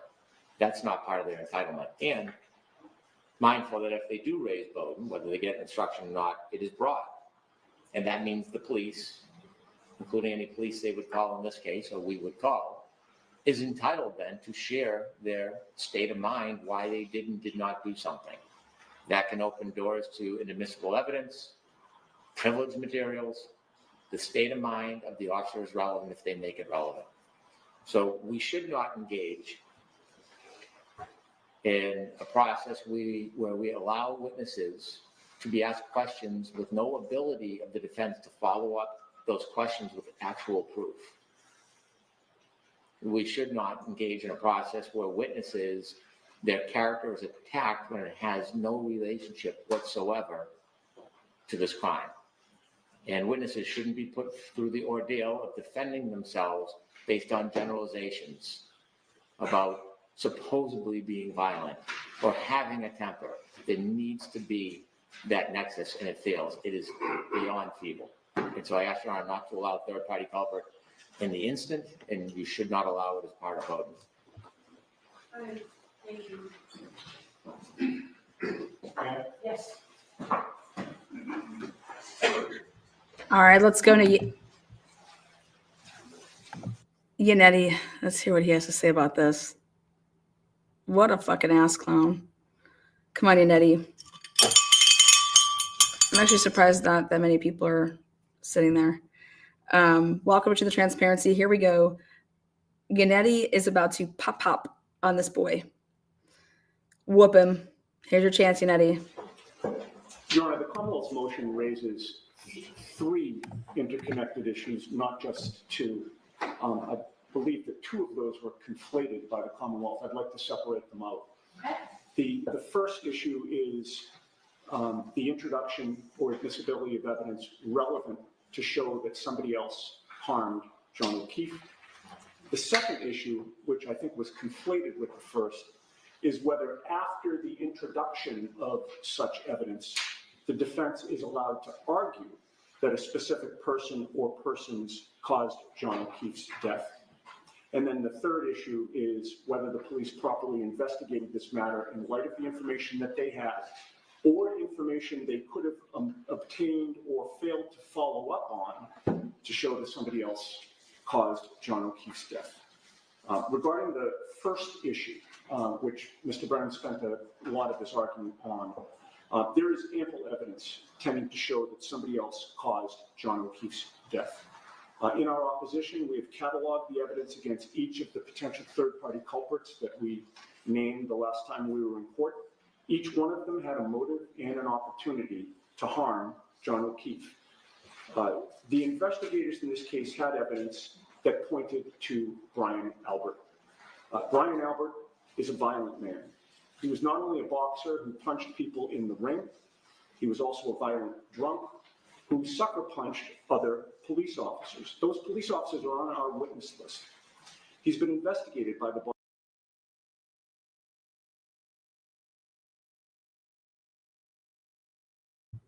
These sons of bitches. Every time Karen Reed's team is powing them, the cameraman has a fucking problem. Has anybody else noticed this? I mean, what in the actual fuck? This is bullshit. This is so beyond obvious. with that interpretation of the evidence, but it exists. It's a live issue at trial. At the time John O'Keefe entered that house, an intoxicated Brian Albert was inside. He had been drinking day and night for hours at a time, and he was liquored up. He testified to that. He was at the hillside when he had his first drink in the afternoon, and he testified under oath he was drinking consistently the entire rest of the day and night. The Commonwealth says that every single person didn't see him in the house. Those same witnesses that the Commonwealth points to, every single one of them also did not see him on the front yard. Brennan claims that he was at the relevant time period. That day and night, Brian Albert was attached at the hip to his close friend, Brian Higgins. This was the night that after having carried on a flirtation with Ms. Reed while she was dating Mr. O'Keefe, Brian Higgins was confronted with Ms. Reed and Mr. O'Keefe together. In the words of one eyewitness, Ms. Reed and Mr. O'Keefe appeared to be lovey-dovey that night. Higgins had expressed his interest, but it went nowhere. And it went nowhere because prior to January 28th of 2022, Ms. Reed had rebuffed him, essentially ghosted him. She stopped returning his messages. Brian Higgins was liquored up that night as well. They're both very large men. The court saw them on the video. Friends who drank the entire day and night, and they were waiting in the house for Mr. O'Keefe to arrive. Mr. O'Keefe ended up dead because he went to Brian Albert's house. After Brian Higgins left, Brian Albert maintained contact with him. At 2:22 in the morning, the two of them were exchanging phone calls. to check in with each other just a couple of hours after Mr. O'Keefe was mortally attacked. Mr. O'Keefe had dog bites and or scratches on his arm consistent with a dog or an animal attack. Brian Albert had a large German Shepherd who had attacked and injured somebody in the past. It all fits. The Commonwealth utterly failed to investigate Brian Albert as a potential suspect. And I'm sure the court remembers the words in a text message of now ex-trooper Michael Proctor, the lead investigator who's now been fired as a result, in part, of being biased in this investigation.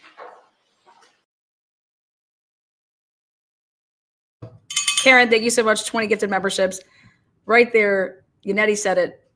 All those people that said he didn't go in the house, those 9 plus additional 4 said he wasn't on the lawn either. I mean, just propel the shit out of that. That's boom. Come on. That's your nexus. Is he's not on the fucking lawn. Where is he?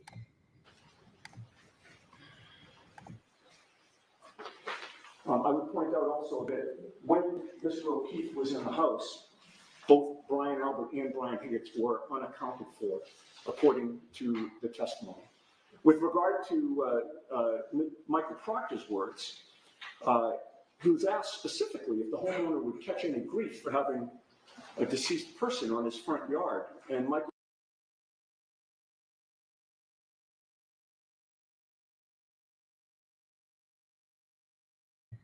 Again, right there when we're about to talk about Proctor, I'll tell you what he's about to say. He would say, Michael Proctor's response demonstrated his intent to protect a fellow police officer. Nope, the homeowner is a Boston cop too, verifying his intent to give a pass to Brian Albert. I have the motion. So he's going, so I'm filling in these spots that mainstream media, they're just having some problems. There is also a consciousness of guilt evidence implicating Brian Albert, despite a massive police presence on his front lawn, just feet from his bedroom window. Brian Albert never came outside to speak or interact. It's worth stressing that Brian Albert was a first responder. He chose to ignore his duty to help somebody in need and instead stayed in his bedroom. And Brian Albert's dog, the family dog, a member of the family for 7 years, Brian Albert got rid of the dog, shipped it to another state, only after it was made known in court that the defense was alleging that the dog had been involved in the attack on John O'Keefe. We showed photos of John O'Keefe's arm in a public hearing where it was clear to any unbiased observer that Mr. O'Keefe suffered those particular wounds from a dog or animal attack. Brian Albert responds to that allegation by essentially divorcing his family from their beloved dog, whom they had had for 7 years and certainly considered to be a member of the family. In the aftermath of John O'Keefe's death, Brian Albert went so far as to send that family member to another state. That's enough evidence to point to Brian Albert as a potential third-party culprit in this case.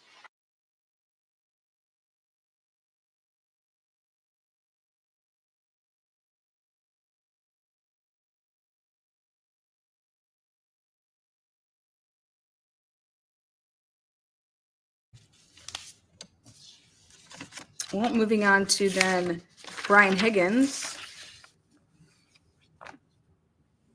Like Brian Albert, Brian Higgins was at the scene of the crime on the night in question. Brian Higgins was at Brian Albert's house at the same time that John O'Keefe arrived and went into the house. Brian Higgins had been engaged in flirtatious text message exchanges with Miss Reed in the weeks leading up to January 29, 2022. Brian Higgins testified that Miss Reed had kissed him after. Ms. Reed was the one to end the contact. She stopped responding to him. She no longer gave him any attention. So we come to January 28th. Brian Higgins sees Ms. Reed in person, but she's not alone. She's instead with Mr. O'Keefe. Ms. Reed and Mr. O'Keefe are affectionate with each other that night, and Higgins is there to see it, as is Brian Albert. There's evidence that Mr. Higgins wants Mr. O'Keefe to come to the Alberts' house that night. In fact, he appears fixated on making sure that Mr. O'Keefe went there. In the waterfall video, Your Honor, you will see that Higgins motions to Mr. O'Keefe when they're leaving. And Higgins even texts him directly after that to make sure that he was coming. Then Higgins goes to the Albert home. John O'Keefe goes inside. Higgins is there waiting for him, with both the motive and now the opportunity to hurt John O'Keefe. Like Brian Albert, there's evidence of his consciousness. Like Brian Albert, there is evidence of his consciousness of guilt. For example, after a long day of drinking and driving, Higgins did not go home after he left the Albert residence that night. Instead, he went to the Canton police station. He initially claimed that he went there to do some administrative work. First trial that he never called anyone. We've learned since that trial that Higgins is at the station on video making a phone call. So I suppose the question is, why did he lie about that? The jury in this trial should be entitled to consider the answer to that question. And of course, the police never investigated who he was calling or what he said or who was calling him. Then he goes home and he still stays up. And at 2:22 in the morning, he's speaking by phone with Brian Albert. And he claims that they didn't, but the phone records don't lie. And this notion that these two men are somehow able to butt dial and butt answer each other is just ridiculous. And there's more consciousness of guilt evidence with regard to Higgins. When he realizes that investigators might be interested in the contents of his phone to see what evidence might be on it, he demonstrates consciousness of guilt by getting rid of his SIM card and the phone itself. And how he got rid of it was extraordinary and demonstrates just how badly he wanted to keep that information out of the hands of investigators. He admitted to breaking the SIM card into and making a special trip to a military base to put this tiny object, the size of about a thumbnail, into a large dumpster. It wasn't enough to throw it in a waste paper basket or a trash bin outside the local Dunkin' Donuts. Instead, he went through security at a military base and secretly tossed this tiny broken SIM card into a dumpster. He made sure that investigators would never know what's on his phone, and he admitted to that at the first trial. And of course, the investigators in this case, including the lead investigator, former trooper Michael Proctor, never showed any interest in Higgins' phone. Higgins nonetheless accomplished his goal of keeping the contents of the phone out of the hands of the defense in this case. That's powerful evidence of motive, intent, opportunity, and consciousness of guilt of Brian Higgins. As Mr. Brennan acknowledges, all doubt should be resolved in favor of the admission of third-party culprit evidence, linking him to the harm caused to John O'Keefe. And finally, Colin Albert is a potential suspect. He had been in a feud with John O'Keefe. He'd thrown beer cans in his bushes, told him to F off. We have a good faith basis to claim that. This is the same Colin Albert who testified under oath he had never been in a fight in his life, yet there are videos of him clearly desperate to beat up others. The same Colin Albert who had scraped up knuckles just a few weeks after John O'Keefe's death. Those knuckles looked consistent with an attack on somebody. The photographs that Mr. Brennan references that were allegedly before that photo had no metadata. We can't confirm when those were taken. Mr. Brennan wants us to just accept the testimony that they were taken before the scraped up knuckles photo. We don't buy it. We don't think a jury will buy it. When John O'Keefe was found, he had two black eyes looking like he had been punched in the face. Colin Albert was at his uncle's house with both his uncle and Brian Higgins, disliking Mr. O'Keefe for a different reason, but disliking him nonetheless. And it's suspicious that Colin Albert's name was purposefully omitted out of the police reports. There was no indication in any police report provided to the defense in the first few months of this investigation that Colin Albert was anywhere close to 34 Fairview, his uncle's house, on January 29th. In fact, there's no indication in those police reports that Colin Albert even existed. Initially, we didn't even know who he was. But we found out when we sent a letter to Mr. Lally, while the case was still pending before a grand jury, notifying the Commonwealth that Colin Albert should be called as a witness before the grand jury. It was only after we sent that letter, notifying the prosecution that we were on to Colin Albert, that testimony was elicited that Colin Albert was indeed at 34 Fairview that night. The defense caused this to be revealed, not any investigator of this case. And there's obviously an inference that his name was kept out of the police reports to protect him. The same way Brian Albert is the only person listed in the initial report whose first name is not even spelled out. He's just listed as B. Albert with an incorrect address. There appeared to be a conscious effort of these investigators to hide third-party culprits from the defense.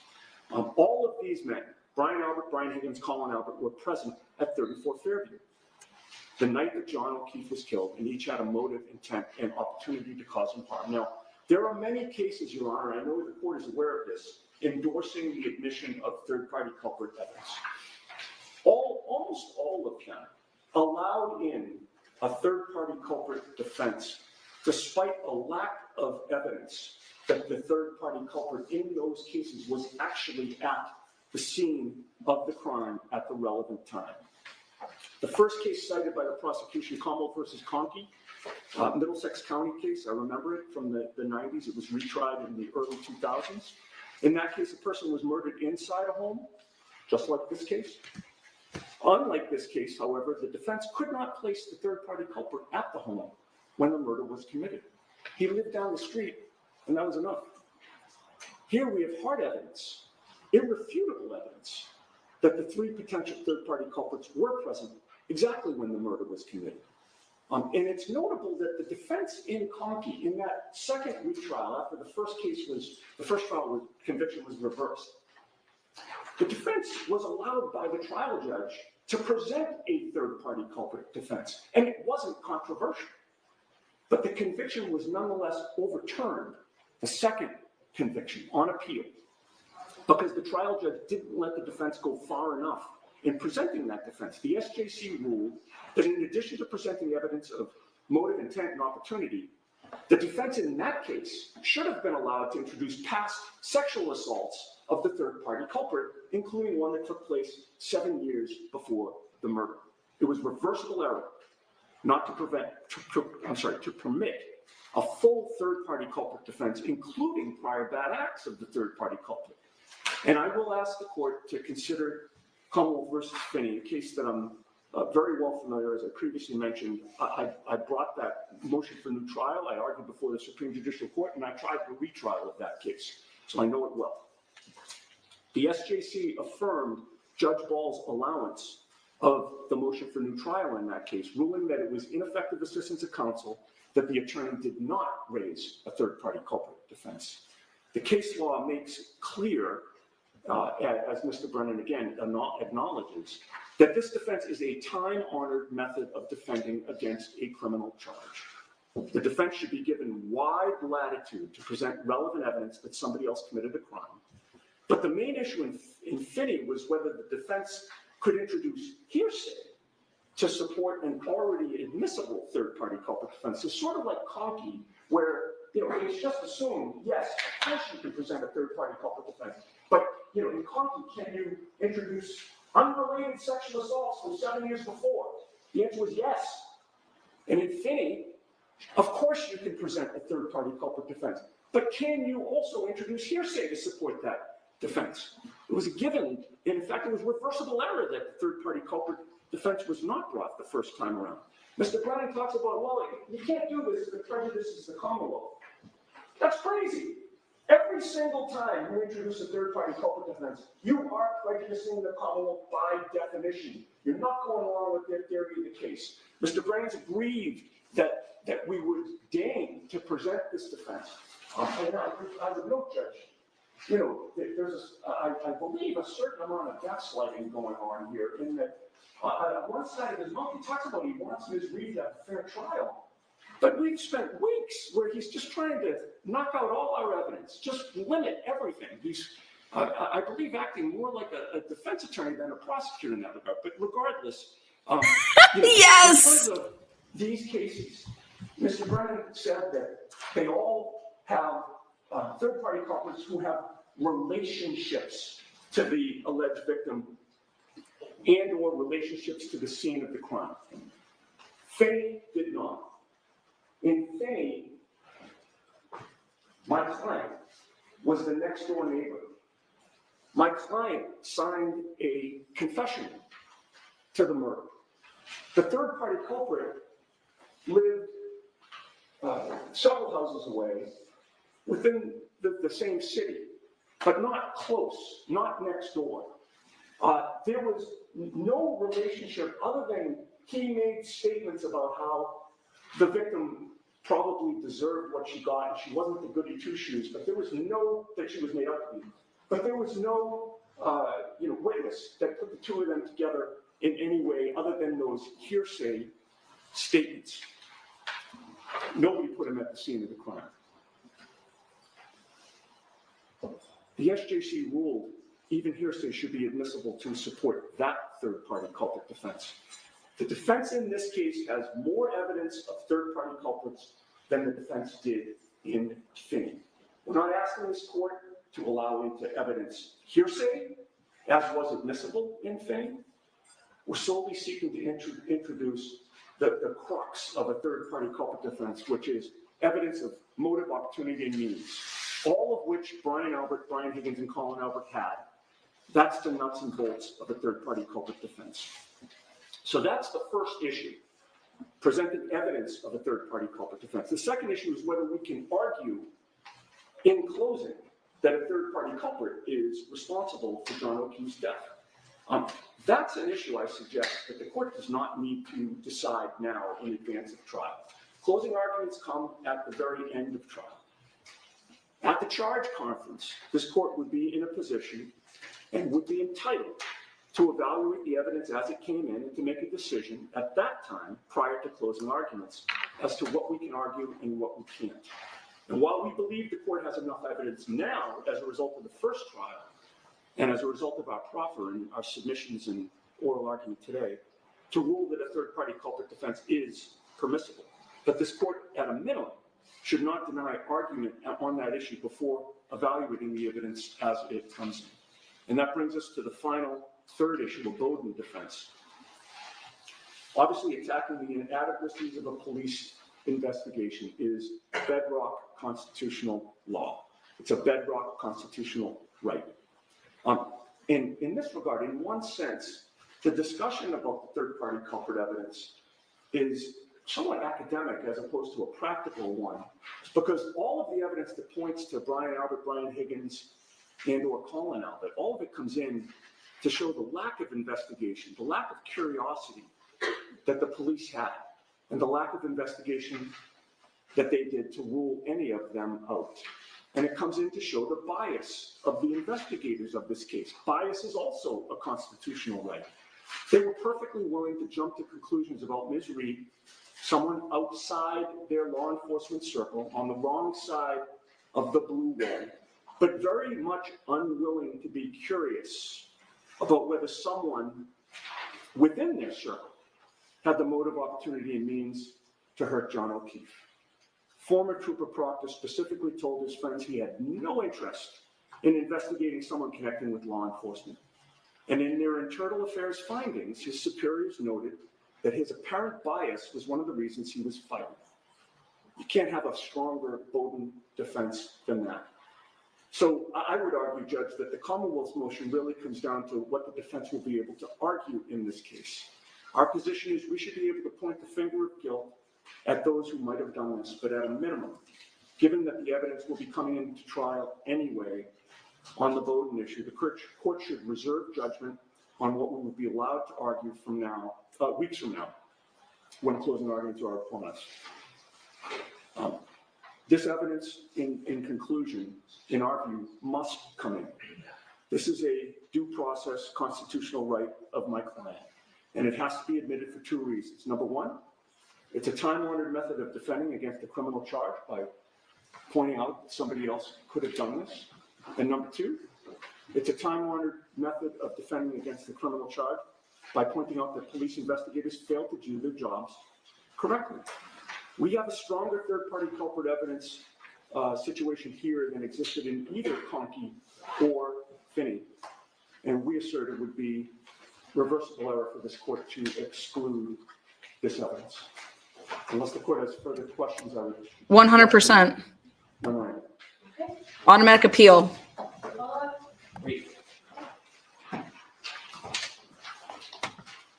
What you got, Hank? What you got?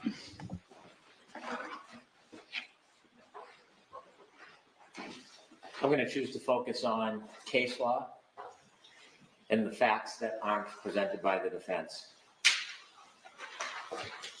We see in their motion there's a grand claim that there's extraordinary evidence that John O'Keefe went into 34 Fairview that night. That is critical because there is no basis to accuse somebody of murdering another person if they don't have the opportunity. In other cases, a third-party culprit is not necessarily found at the scene, even in Finney. It's more than just a couple of derogatory words. In Finney, as counsel knows, there was a neighbor who had an axe or a club. He was seen with blood, went home, washed his clothes, wholly irregular. And because of this irregularity and the timing, he was then asked by his then wife about the victim, and he made a number of derogatory comments about her, showing ill will, evidencing, tangentially, motive. And so, no, a third party does not necessarily have to be at the scene at the time the police investigate, but they have to be with the deceased if they caused the death. It's obvious. And so we didn't hear any extraordinary evidence, none. We didn't hear kind of good evidence. We didn't hear any evidence. We just have the bald assertion that the data forensic evidence will show that he was in the house. It didn't. It doesn't. They don't have a proffer. So there is no opportunity to murder John O'Keefe when all the evidence points to him dying on the front lawn from an alleged collision.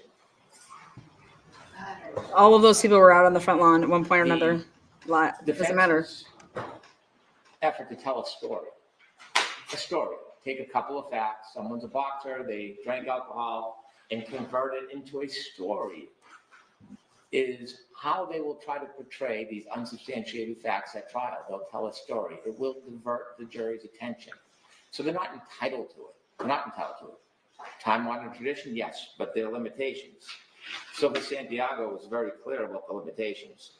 This latitude is not unbounded.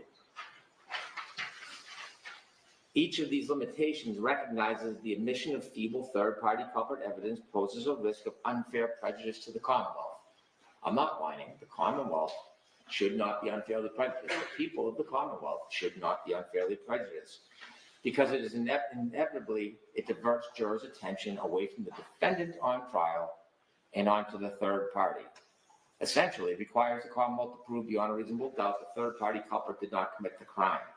If there was evidence of third-party culprit, the defendant should be entitled to use it. In this case, there is not. There is no motive. There is no motive. To suggest that one person was pining, although the text messages don't show that, they both stopped corresponding with each other days before. To suggest that Mr. Albert is friends with Mr. Higgins and therefore he is bootstrapped into a conspiracy to kill with no evidence. Certainly the defense can infer certain facts like getting rid of the SIM card in a way they want, and I don't begrudge that at all. There's different interpretations to it. I understand that. This was heavily considered in the federal investigation, and after that absolute thorough investigation, there were no charges. There was no evidence of third-party culprit. There were no indictments. And so, although we don't know the parameters of the federal investigation and we can only guess as to some of it, we know from what we did receive in review, it was thorough. And if there was third-party culprit evidence, we would expect that there would be a basis for it. It's not an entitlement to simply bring it in under Bowden.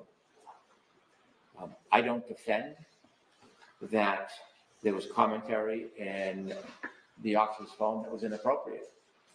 But that doesn't automatically create a situation where there is evidence that the police officers knew that there was somebody that should have been investigated. In fact, when Mr. Albert came down the stairs, the testimony is the police officer was already inside his home. There's no evidence Mr. O'Keefe, a first responders, was still outside that aid could have been rendered. That is just It's not only speculative, it's just piecing together different facts and telling a story. So inevitably, while I recognize the case law, there are plenty of cases that talk about third-party culprit should not be admitted if inappropriate. Commonwealth v. Stedman. In that case, a person, not the defendant, was in a fight with a person at a campsite. And then later, the defendant supposedly went back to the campsite, a friend of this person, Royal, and used a knife to stab and kill him. And the defense wanted to introduce prior convictions about the fact that this supposed third-party culprit had attacked people at other homeless sites. Pretty close relationship. A person having a history of attacking people at homeless tent sites. And the court, looking at 403, did not allow it as third-party culprit. They said that the admission would be feeble, pose a risk of unfair prejudice. In that case, there was third-party culprit admitted pursuant to Bowden in a very different way. Commonwealth v. Moore. The court would not admit layered hearsay showing different identifications that were relayed by the police from third parties regarding a culprit. They said that the hearsay was uncertain, the source is unreliable, and it was inadmissible as third-party culprit. So it is not an entitlement to be third-party culprit. Commonwealth v. Buckman, 461 Mass. 2011. The defendant was charged with murdering his wife. When they received a report from one of the defendant's friends, the defendant was softly tied to a pole that looked like he had been kidnapped. Inevitably, the police determined that he had help or tied himself as a ruse. And this person, the helper, his friend, had connections to gambling, was there, and when the police couldn't find the body, he knew exactly where the body was. That case is far stronger than many. And in that case, no motive, no intent, and they did not let a third-party culprit defense go forward.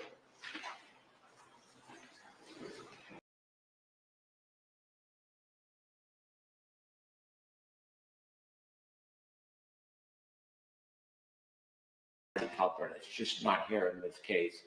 And again, I iterate my position on denying the defense to cross-examine witnesses about these generalizations and these character attacks. I think it will mislead the jury and it will become a total diversion for the jury. And I don't think the basis is anywhere close. It's feeble. That briefly respond. Thank you. First of all, Your Honor,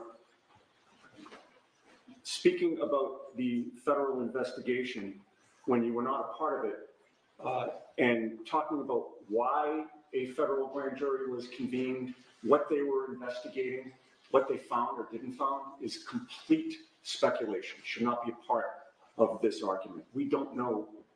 It didn't prove anything. It's not as though they came up with a statement exonerating anyone. So that should not be considered by the court.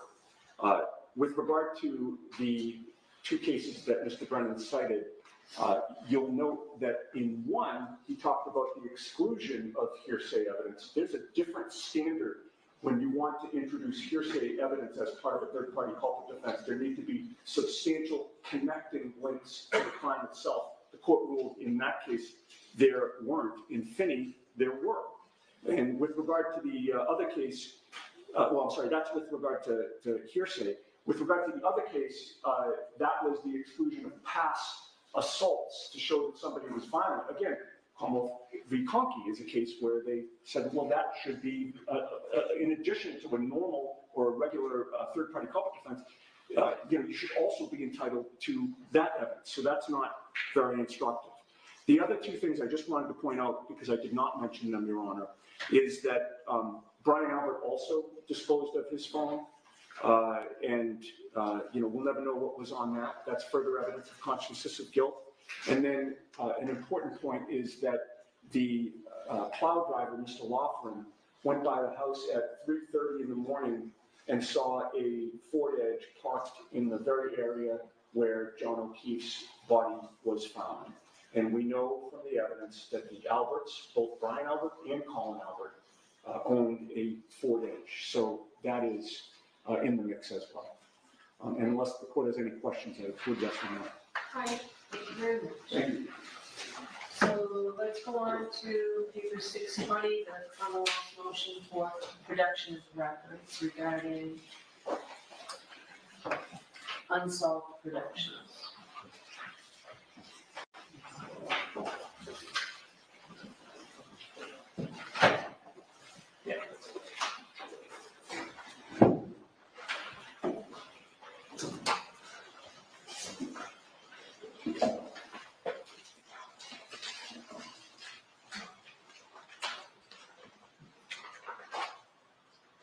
May I? Yes.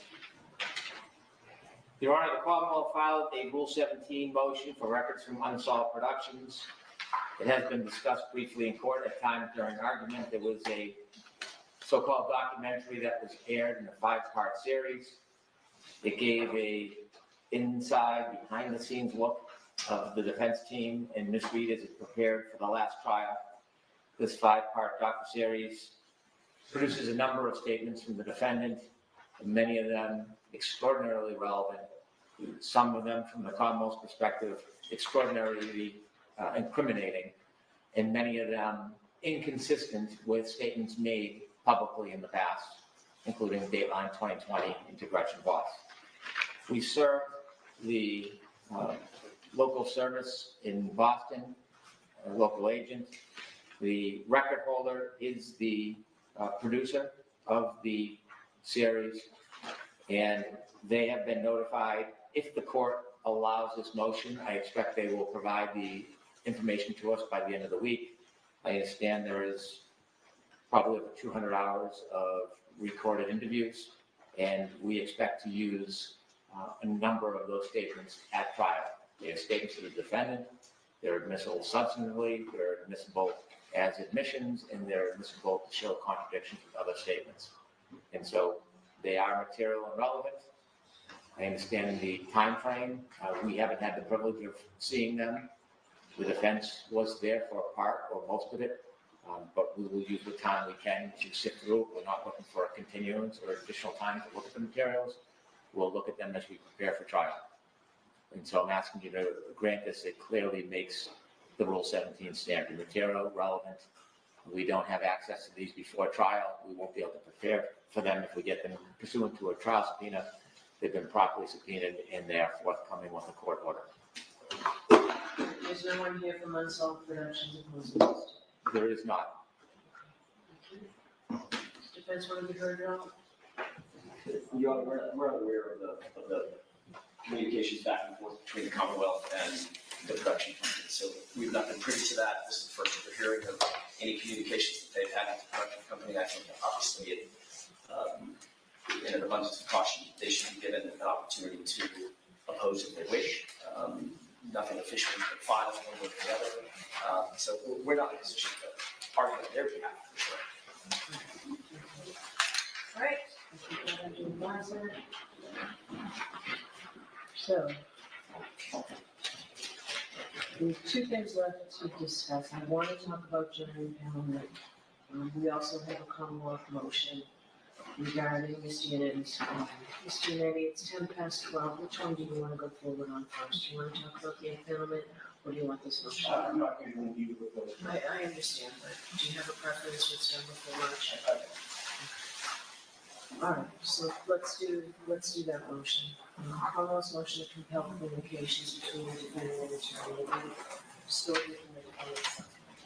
I think Bev's sick.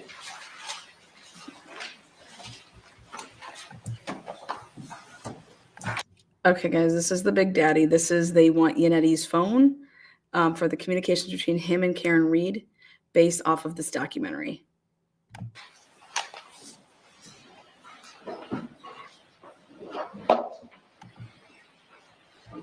Your Honor, so I'm clear, the Commonwealth is not seeking all communications between Ms. Reed and Mr. Yanetti. We're only requesting the communications that may be on any type of records in the possession of the Commonwealth. And specifically, there are phone records which have been redacted, and I do not know what is underneath those redactions. And we believe we have an entitlement to the information in the narrow area where Ms. Reed has waived her attorney-client privilege. Specifically, where the defendant intentionally divulged the content of her communications with Attorney Yannetti about liability and potentially striking John O'Keefe with her car. Those subject areas in that narrow time frame are no longer privileged because they're now public. The Commonwealth has identified a very narrow window, and that's a 3-day period. And that is what is mentioned by Ms. Reed in her public statements, that she spoke to Mr. Yannetti and she thought about it for 3 days. We're not looking for any information beyond what has been waived. We're not looking for any information on collateral issues, and that's why we suggest that the court look at those records in camera, and the court makes the assessment whether or not the area where Ms. Reed waived her attorney-client privilege, whether any of those materials would similarly be waived because they are exactly related. This is made in good faith. Anything that is non-privileged is open to the public. It's not confidential. There are 2 communications that Ms. Reed made publicly that we assert waived the attorney-client privilege as it relates to that issue. Ms. Reed had an interview with Gretchen Voss on June 20th, 2023, and the transcript is page 105, line 23. She was asked the question by Ms. Voss, "You never said, did I hit him? I hit him." And the answer by Ms. Reed was, "I said, did I hit him? Question mark. And then, when I talked to David, now this is later, David said, Karen, if you incapacitated him in any way, there's culpability there. And I thought, all right, maybe this is maybe I said to my mother, just to go forward for a second, they were asking me, what was it like? Did they come out? What was the house like?" Similarly,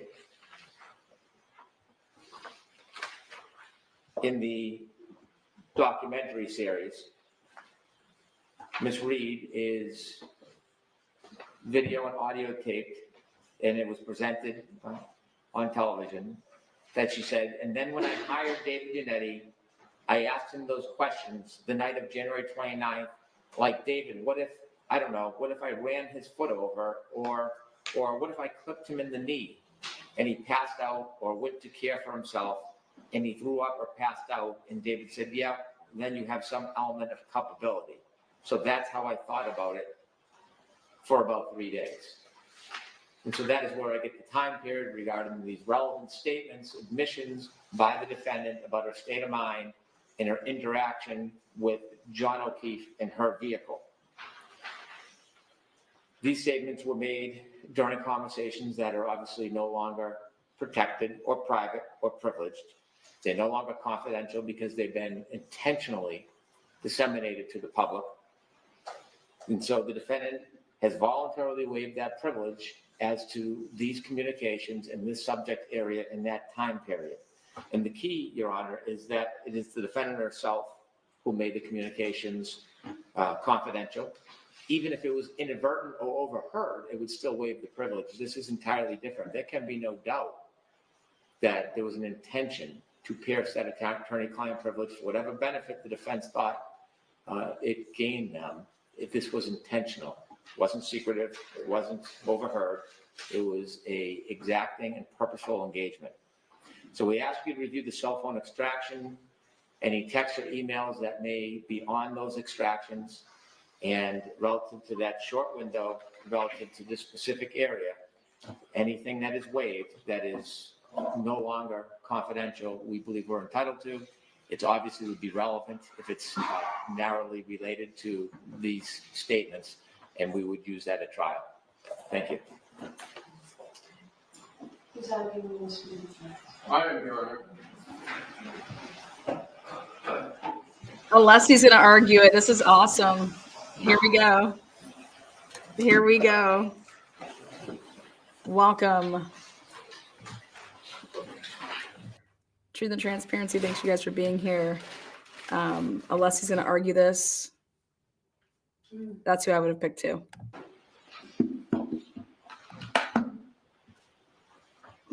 May it please the court. The Commonwealth concedes throughout its motion, as it must, that the communications it seeks to intrude into are privileged communications between Ms. Reed and her attorney, Mr. Yannetti. 2 of the 3 instances of the communication they cite to are over 9 months old, and that's in 5 months old respectively. So you have 9 months ago the Gretchen Voss statements, and 5 months ago the Vanity Fair statements. But they waited until less than 2 weeks before the start of the trial to bring this momentous and potentially far-reaching and consequential motion. Why? The courts are clear that they take an extraordinarily dim view of parties waiting until moments before trial to raise significant issues like privileged communications this close to trial. The Commonwealth does not explain their delay in raising this issue this close to trial.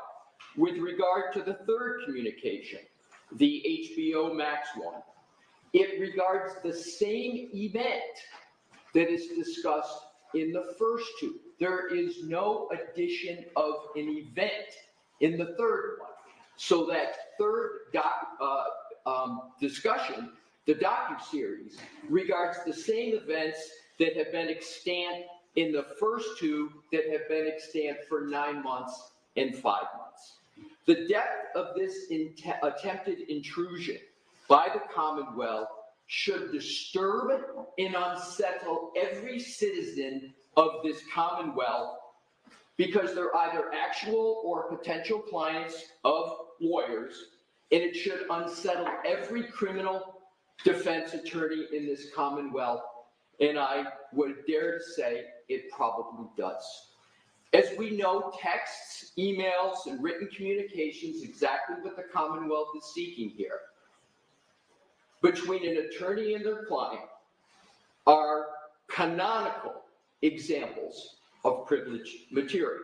So what is at stake in this motion? What is at stake is the sacrosanct attorney-client privilege. In Upjohn versus United States, the really bedrock attorney-client case from the U.S. Supreme Court, it established that dating at least from the age of Shakespeare, the attorney-client privilege is the oldest of privilege for confidential communications known to the common law. And this Commonwealth has identified that it is one of the most important, and it's been recognized in the Commonwealth as early as 1831. And in the context of criminal circumstances, the privilege has constitutional dimensions, as well as it affects the interests of justice analysis that is documented in the Commonwealth v. Golden case 395 Mass at 502. And it bears underscoring the basis and the depth of the intrusion is a quote from the very case and the only case that the Commonwealth cites in its motion. It cites one case in its motion for all of its propositions, just one. Matter of a John Doe grand jury investigation, 408 Mass 480. In the case at 485 states, as we have indicated, extraordinarily high value must be placed on the right of every citizen to obtain the thoughtful advice of a fully informed attorney concerning legal matters. A rule that would permit or require an attorney to disclose information given to him or her by a client in confidence, even though such disclosure might be limited to the period after the client's death, would in many instances, we fear, so deter the client from telling all as to seriously impair the attorney's ability to function effectively. We think that the potential is inconsistent with the traditional value our society has assigned. Here's a key point. In the interests of justice, and that's the rooting of the interest of justice analysis, to the right to counsel and to an effective attorney-client relationship. Therefore, except where mandated by constitutional considerations, and it cites C. Commonwealth v. Goldman, Super 395 Mass at 502, which are not a factor in this case, nor are they a factor in our, not a factor in that case, we conclude that the attorney-client privilege should not yield either before or after the client's death to society's interest as legitimate as we recognize that interest in obtaining every man's evidence. So the case the Commonwealth cites supports the protection of the attorney-client privilege.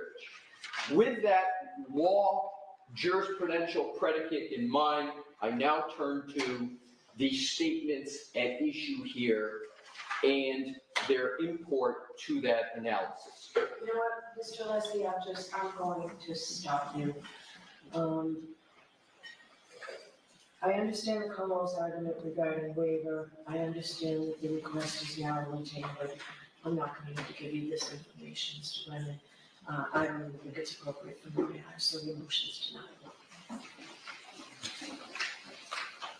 Thank you, Your Honor. Woo! Denied, bitch! Woo!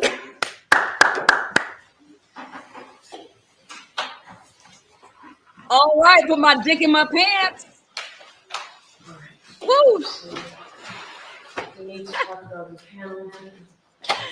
Bev just literally comes out swinging with the right hand, stops Alessia in his tracks, like she's done so many times, and she's gonna take her morning break. But right before that morning break, she just went, "Pow, Mr. Brennan, I am not gonna grant you this, okay?" Oh my God, I love it. Oh shit. You want to know why, guys? Because there's such a thing as a domino effect. You can't go around doing this type of shit. This is wild, absolute wild. I love that they brought up the fact that this has been out there for 9 months, then 5 months, and then now all of a sudden, he wants to do this momentumous motion. It's to make waves. It's to literally throw off. This is the stupid fucking game. It is to throw off Karen Reed's team. It's to put them down. They have precious little time here, and him doing these things is taking Karen Reed's team away from doing what they really truly need to do and wasting time to do this fucking shit. God, I love it. Bev stopping Alessia in his tracks to say, you know what? I've heard enough, because Mr. Brennan, you're a fucking fool. You're not getting this client attorney privilege information from January 29th, the day of the murder, to February 2nd, due to Karen Reed discussing with a with a media personality, a journalist, and literally that shit is copycat edited. Like, unless you're gonna do a raw live sit down where it's live, press play, here it is. Dude, you could copy, make things look like, especially with AI nowadays, I can make it look like you said, go fuck yourself, and you were saying, I love you.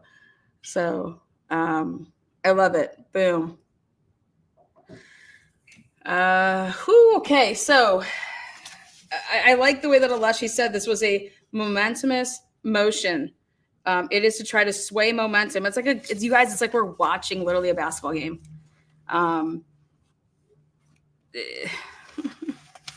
That's exactly what it was for. So take that and just suck it. Third party culpability. Let's go back to that. Brennan's out of his mind. Brennan is out of his mind. He went in reverse order to talk about, like, making it seem like the defense mentioned Colin Albert first, and then Brian Albert, and then Higgins. No. It was interesting the way that Brennan chose to go in that order. They go Brian Albert, Higgins, and then Colin Albert was last.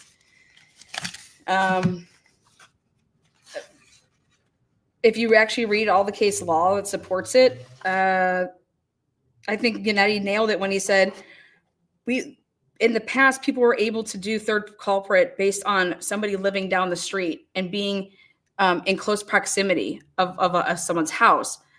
Here, we're able to show that these people were in the house. They were there. I think it's going to be in. I do. I think it's going to be in. And I don't think it's going to cause the jury any confusion. I think then what it changes is when the defense goes to present their case in chief, they're going to present it as Karen Reed didn't do this. And the people that claim to be John's BFFs did. Now, I'm also curious to say, like, why is everybody saying that this was like some setup kill? I don't think it was a setup kill for Karen Reed. And I don't think it was a setup kill for those people either. Okay, this was a fight that happened due to people being drunk and going at each other in terms of like Higgins saying, okay, I got to come clean, dude. Your girl has been texting me. Then we kissed. And John's over here like, wait, what? You know, or Brian Albert makes a comment to say, you know, why don't you worry about your home instead of worrying about my home and what my nephew's doing. And if he's slinging drugs or if he's going over there and putting beer cans on your lawn, like something initiated like this, like a confrontational situation. And so to sit here and say that any of these people have motive to murder John O'Keefe, I don't think that that's how I would argue it. I would say that people had motive to confront John O'Keefe with things that were going on in life, okay? And that those went, you know, a completely different, like nobody could have ever thought that by me confronting John O'Keefe or saying anything about this stuff that somebody would die, you know? But Karen Reed's charged with murder. They're saying that John O'Keefe was murdered. I don't believe that John O'Keefe, I think he was, where it becomes murder is that you knew, this is why I'd be using Matt McCabe, you knew that he was out in the cold and you didn't go and get him help. Okay, that's when you're making a conscious decision to not, to do option A versus option B. And by you choosing option A and leaving him out in the cold, he died by your conscious decision to do that and know, or know that somebody was doing that. People butt dialing or calling each other, absolutely. People throwing their phones away and damaging their phones and being tipped off that their phones were even going to be subject to a discovery motion. That is consciousness of guilt, if you ask me. But consciousness of guilt of what? Knowing that somebody did something, that you were part of it, that, you know, 13 people said that John O'Keefe wasn't on that lawn. 9 people that were there said he didn't come in the house. My argument is that where is John O'Keefe? They said he didn't go in the house, and they said he's not on the lawn. Well, where is he then? Where is he? The Commonwealth has that burden to put John O'Keefe wherever it is that they're going to be putting him from 12:30 a.m. until he is found at 6:05 in the morning. And that they can't even make that. They cannot prove that simple piece of it that is everything. You don't know where your victim is from 12:30 in the morning until he's called in 911 at 6:04. And in fact, your own witnesses are saying that he wasn't in the house and he wasn't in the lawn. And where I want someone to argue is that based on the data of Jen McCabe's phone, you can isolate her iWatch and her cell phone, and you can actually make a strong push that she is not controlling her iPhone based on the steps, based on the watch that she's wearing. It's going up a flight of stairs, but the phone never does it on 2 very, very important occasions. That the house long to die, Google searches, they happen when it could be strongly suggested that somebody else was doing that. That would be Matt. Because Matt knew what the boys did. Matt then used, Matt always thought that it's going to come out that I was with John. If I used Jen's phone to do things, her phone's never going to be in the mix of it.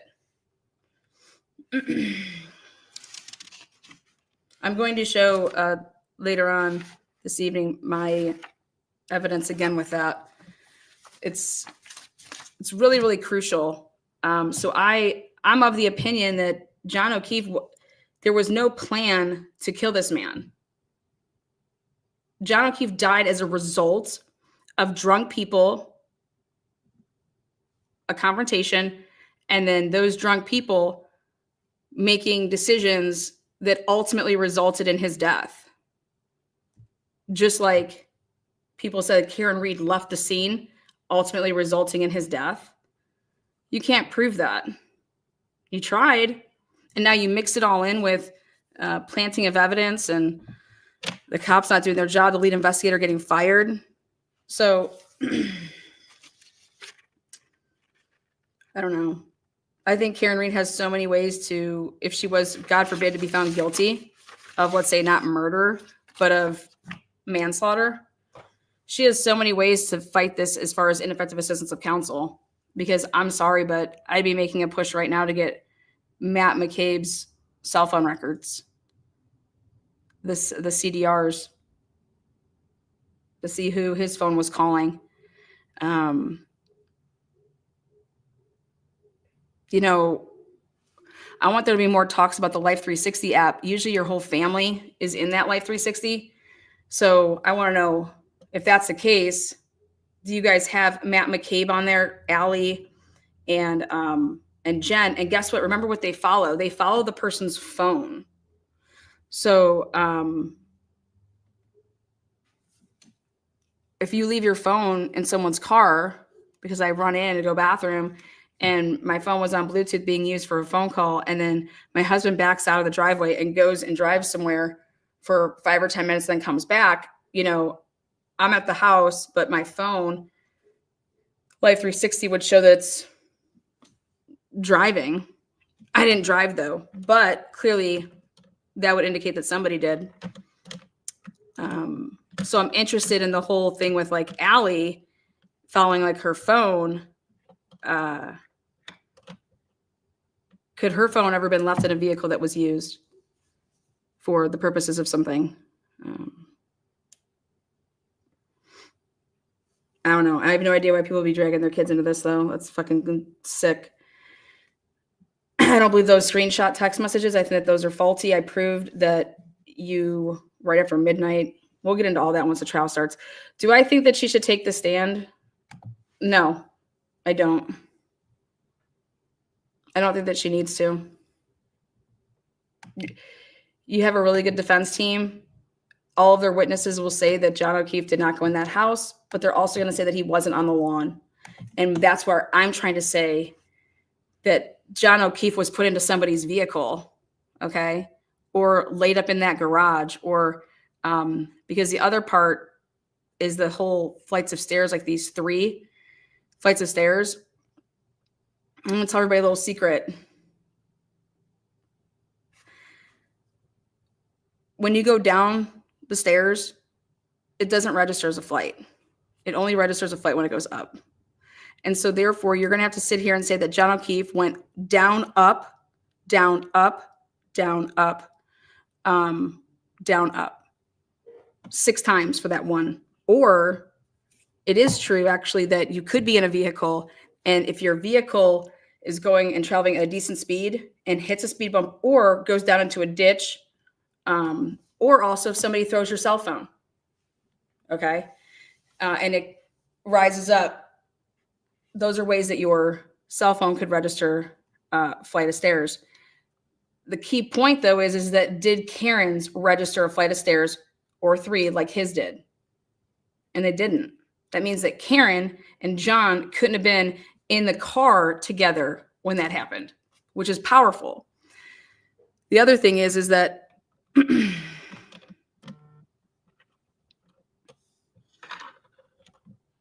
nobody's giving it any enough street credit to the fact that when Higgins texts at 12:20, that text is because John O'Keefe and Karen were said to have been lost. Okay. And when Matt McCabe and Jen answer that call, which is on Jen's phone, Bluetooth is on, they're pulling into 34 Fairview. While that call is going, Jen McCabe starts taking steps with her watch while that call is still going, meaning that she left the phone on Bluetooth and she's running inside whether to go pee really quick. I got to go say happy birthday. But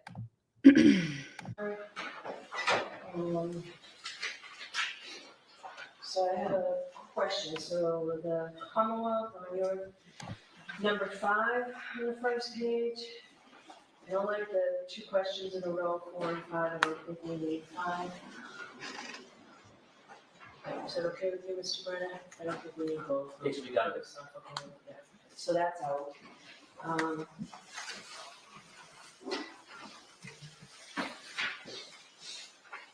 So I'll go through, actually, I'd like to go through the first page of each. The first page of the defendants, number 13.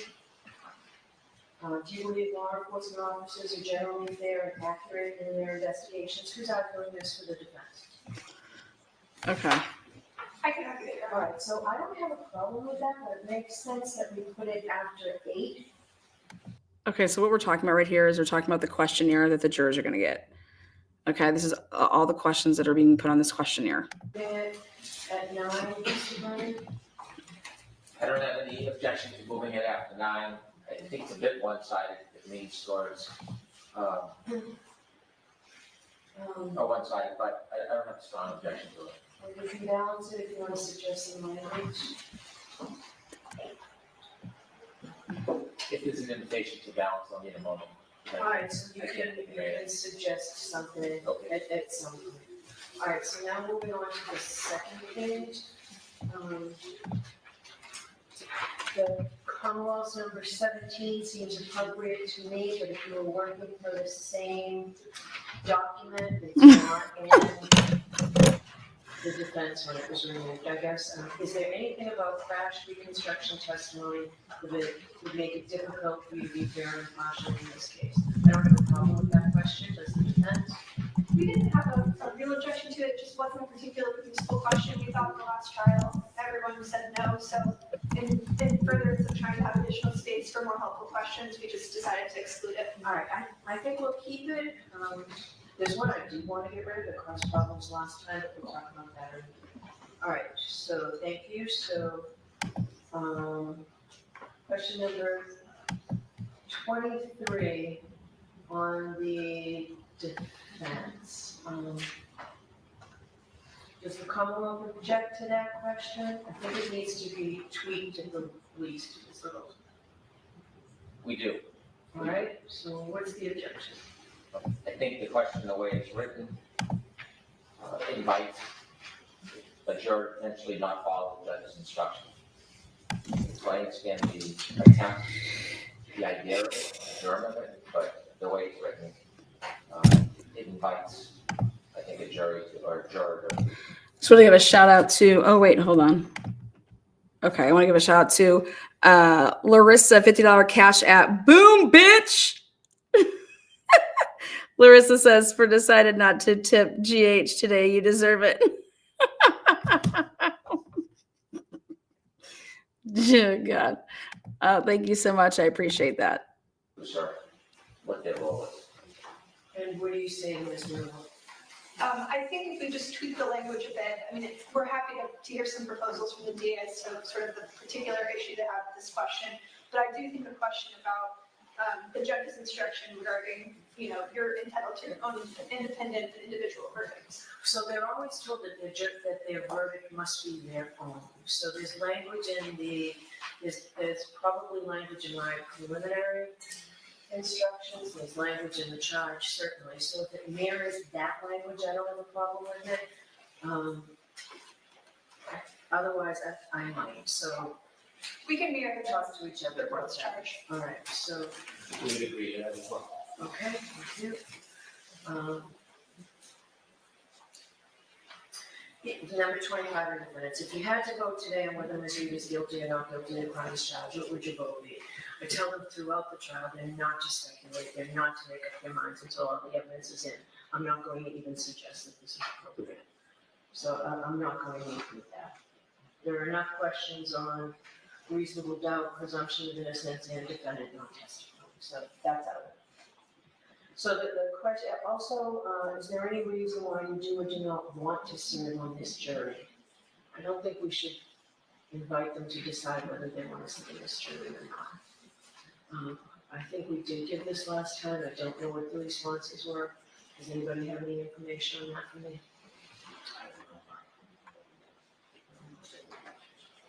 I think most of them were no. I think 27 kind of hits the same sort of, if Right, you have if that- more concerns about the case, so I don't have a strong objection. If that's what we're getting at, we've got it in 27. So I'm inclined not to put it on there. And again, I can hear from you beforehand, probably in writing, I don't want to bring it back. May I alert the court's attention, there's two on the first page that were slightly worded differently in the Commonwealth's proposed questionnaire and the defendant's Oh, okay, which proposed numbers? questionnaire. If the court looks at number 4 on the defendant's questionnaire, we had kind of combined the Commonwealth's proposed questions 4 and 5, Yeah, so it's one question. so that's, and I just got rid of Commonwealth 5. Perfect. So this one's better, so we will use that. Okay, and then number 7 that was proposed by the defense, that is the same, similar question as number 8 in the Commonwealth's proposed questionnaire. Yes, It's just different language. I thought it was the same. So we changed it to say, when you tend to believe or disbelieve law enforcement officers, firefighters, or first responders more than a civilian witness simply because of their occupation, as opposed to automatically believe. So we typically ask the automatically, what's the Commonwealth's position on this? I have no strong preference, I'll defer to the court. All right, so I will think about that, Ms. Hamel. Thank you, Your Honor.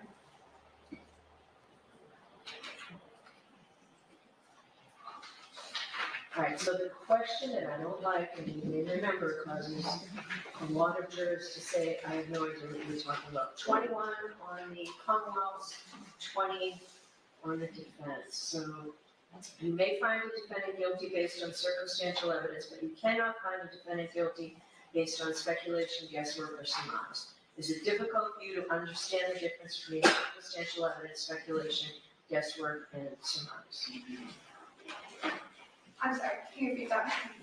It's your number 20. I'm not gonna read it again.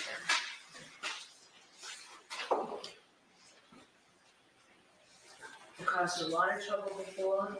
I think in every single one, I had to repeat myself with the instruction that I gave in anticipation of this. I gave them a pre-charge on circumstantial evidence and not being able. Yes, just the way that it's phrased in the Commonwealth's questionnaire makes it seem that the Commonwealth doesn't have to meet their burden of proof. I think it should be omitted completely. I have no issue with that, it's just the way that it's phrased in the Commonwealth's questionnaire. It's too confusing in my mind. Okay, they took out, if you remember, it took out an inordinate amount of time, virtually every single jury. We have no problem with that. All right, so that will be omitted. All right, so that. Ms. McLaughlin, I think you said, and I think I cut you off the other day, that the third page was right from Chisholm. I reread Chisholm on 95 pages of it the other day, and I didn't see it. Where does this third page come from? The publicity one. The questions come from Chisholm that were asked in the juror questionnaire. The other, some of the other cases, questions were part of the juror questionnaire in the prior trial that just moved over to this page. So this page dealt with a questionnaire exclusively of profile publicity. Okay. All right. I think that we all know many, if not most, perhaps all potential jurors have heard about this case. Giving them the opportunity to write the details that they would call down may take an awful lot of time and space that we don't have on this form, and frankly, I don't think we have. So What are your positions on, what's your position on 3? Here, if I may, I can stand up the excerpt from the Jiggle case that outlines the.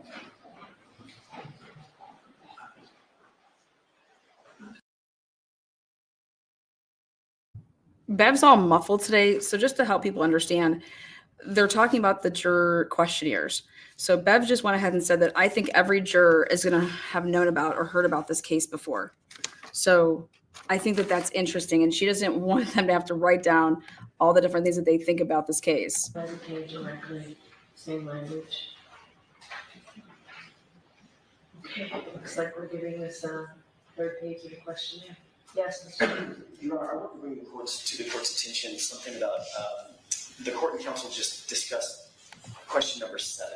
Can I ask the court to direct its attention to question? Which page? Sorry, Third page or previous page? the defendant's questionnaire on the first page. That was the question. I think the court's going to consider whether to use the word automatic or tend to. Yeah. I believe that should be broken into 2 questions. It doesn't tell us anything. For instance, the way it's written in the disjunctive, would you tend to believe or disbelieve law enforcement officers, firefighters, first responders more than civilian witnesses, just simply because of their occupation? If someone says yes, we don't know if that's believed or tend to disbelieve. So I think if we just break it into 2 questions and now we've got the space to do it, that would be more instructive. Why does it matter if it's an automatic belief? Because we don't know. The automatic part is the believe or disbelieve. That's the part that doesn't help us. Right, so if it's automatic, simply because of a person's occupation, this juror would automatically either believe or automatically disbelieve. How does it make that person a fair juror? Why do you need it?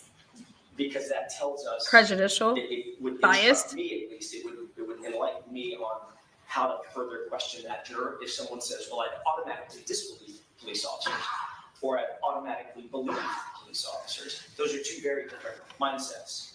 So I understand that. I'll consider it. I think we keep it as 1, and then if they say yes, we inquire it. Okay. Maybe. Let me see. Okay.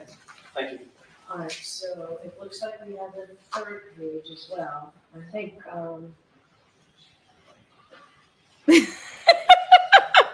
Bev has no concept of logistics. Bev has no concept of time. Okay. Logistics, if you have no concept of logistics, you will not have concept of time. All right. When you handle things logistically, okay, and there's like a good system in place, like she just doesn't think this shit matters. And fucking it matters, man. Ugh. God. How is she a judge? I have the statutory questions that I would ask of Vinay, right?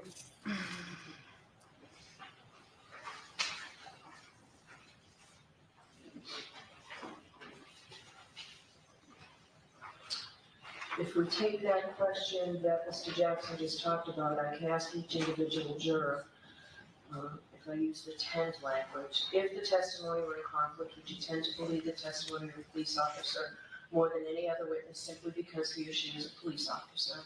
And then conversely, would you tend to disbelieve the police officer simply because he or she is a police officer? I typically do that at sidebar in every case, asked exactly like that. So it makes more sense to me that we do it that way rather than a questionnaire. But if you wanted a questionnaire, we'll stand as is. So what's your thought, Ms. Lynn? That would be the fitness preference. Do you care, Mr. Byrne?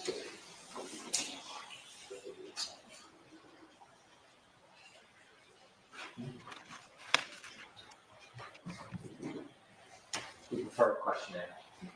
All right, so I'll think about it, I'll do it one way or the other, and you'll know next week. So one of the things that I was considering doing, so we have a lot of jurors coming in next week. On Tuesday, 218 jurors have been summoned, is my understanding. How many?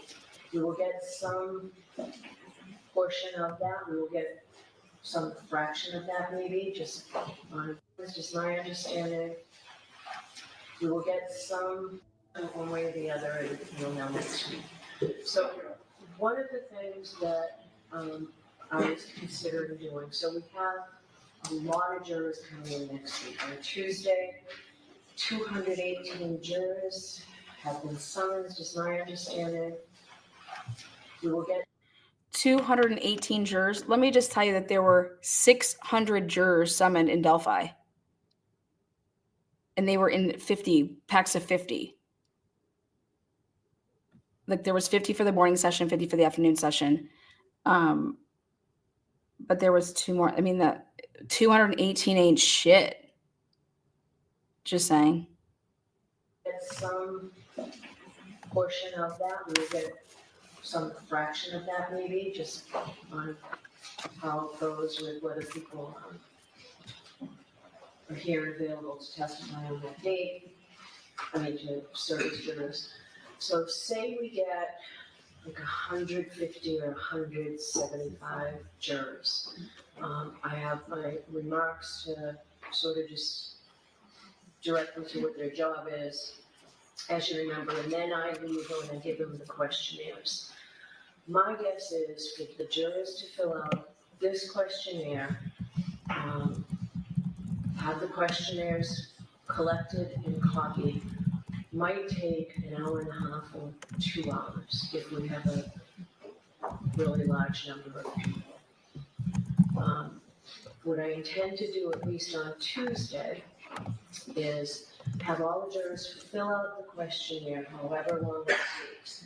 And depending on how many jurors we have and what time it is, maybe take 50 of the last jurors or so, send them home, and have them come back the next day at 11 o'clock. If we've got fantastic court security here, hopefully we've got a courtroom to keep people in. There are a lot of things we have to juggle to get this done, and I don't want to waste jurors' time.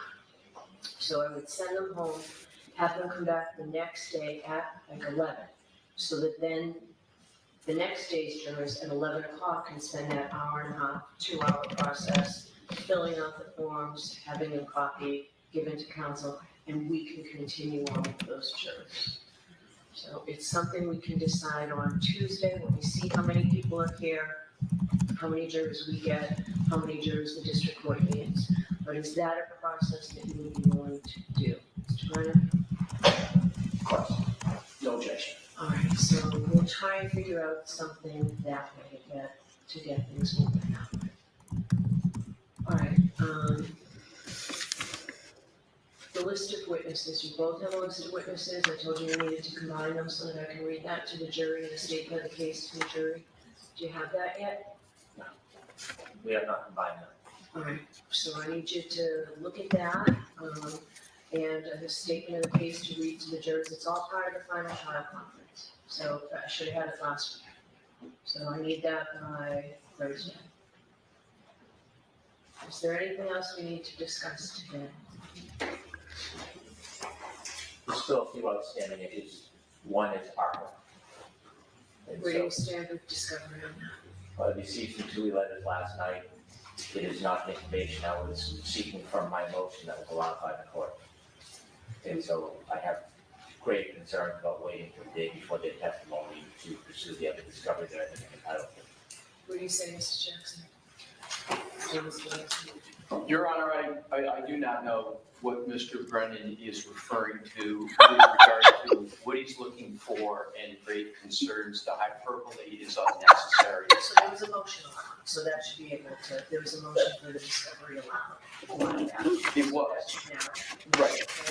That should narrow things. It does, and we have not, I attempted to confer this morning with Mr. Brennan, and my recommendation to the court would be for us to confer further, because I just don't understand what he thinks is out there, but we haven't conferred fully either. Okay, all right, so do that, we can address this next week. I think we're going to have plenty of time to sort of tie up loose ends during the impanelment process, because I think it's going to take a very long time to get a jury. Understood. And I expect we'll file a response to a proposed expert who received a report last night. And I didn't receive it until later, which I want to have a chance to respond to. And Your Honor, if I could, please, one more item when it's appropriate for Your Honor. That's okay, go ahead. Thank you. We did receive the, Your Honor may recall, the argument over Dr. Welcher in Your Honor's direction, request, and then the assent of the Commonwealth that they would redo what they had provided, that 140 slide presentation. We did receive that, but we received a lot of other material in addition to that, huge megabytes. I haven't even been able to open it up. Megabytes, So megabytes, I megabytes. respectfully request that we, Your Honor, grant us please 2 more days than what we had to take a look at that, because it's just taken an extraordinary amount of time. Makes sense, Mr. Berman? I can be clear, there's no new information. What Mr. Welch did is that all the information he based his opinions on was in the gigabyte prior to the defense, but he wanted to make it as seamless as possible, so to effectively hold their hand through it, he put each site under each slide so they can find it in the file folders exactly where it is. So it's instructive and helpful, but it's not new. Your Honor, if I may, I don't disagree with Mr. Brennan's characterization. However, it is still 140 slides or so. I was expecting a rather substantial narrowing, so what we have to do is we have to go, and unfortunately, I think Your Honor is going to hear similar points that we made, but it's going to take more time, because I had the expectation, maybe unreasonably so, that it would be a narrowed slide presentation, so I'd appreciate the 2 extra days. All right, so when does that put us at? What was the time frame you mentioned? I'm sorry, Your Honor, I don't have the specific date handy right now. The time frame as far as the response. Yes. Well, we were supposed to exchange discovery yesterday. And so I had that conversation. Well, why aren't you guys talking to each other? I mean, what the fuck? Are you guys 2? I received the third dog experts report. If I could, Your Honor, I maybe Attorney Brennan misunderstood the question. He is correct that he provided us with the presentation last night, but the question, I believe, Your Honor, was when was our time? Was Your Honor had given us time to respond? And I apologize, I don't have that date, but what I'm just asking for is 2 more days. Your Honor, but I don't think I needed to. yeah, okay. So you were 2 days to respond to that? I have 2 days from today. Yes. Okay. All right. So there are a few matters outstanding. I will have the decision on the motion to dismiss, should by the end of the day, buffer zone, probably by the end of the day. And I'll get everything else done as quickly as possible. All right, anything else? The only other thing is the logistical issue as it pertains to both the voir dire process as well as during the trial. I wanted to ask the court if there was a mechanism by which Ms. Reed could have at counsel table some sort of an earpiece or headphones or something that's slaved to a microphone up at the bench at sidebar so that she can listen in on both.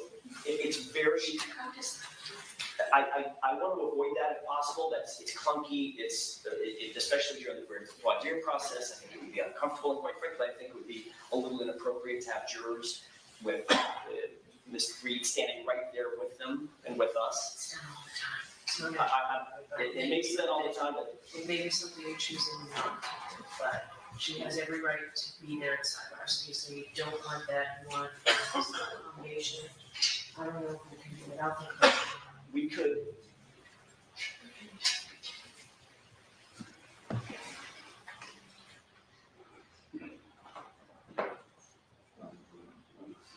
Well, one of the things that we were talking about is potentially a closed circuit wireless microphone up the bench and a set of headphones here that she can listen in.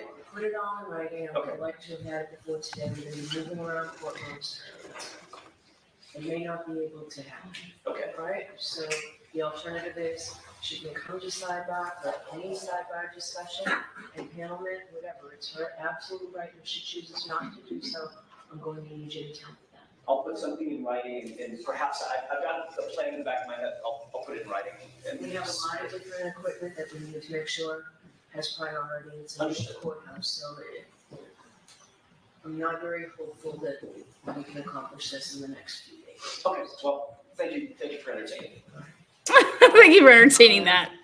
One thing, when we get the juror questionnaires, the supplemental juror questionnaires that we talked about, I need you both know what our decision is here, other than the 10-2 versus automatic. Let's go with 10-2. and I can either do that at sidebar or in the form. What I'd like you to consider, and lawyers have done this in other cases that I've had, is if there are answers that are clearly what you believe would both sides agree jurors excused for cause.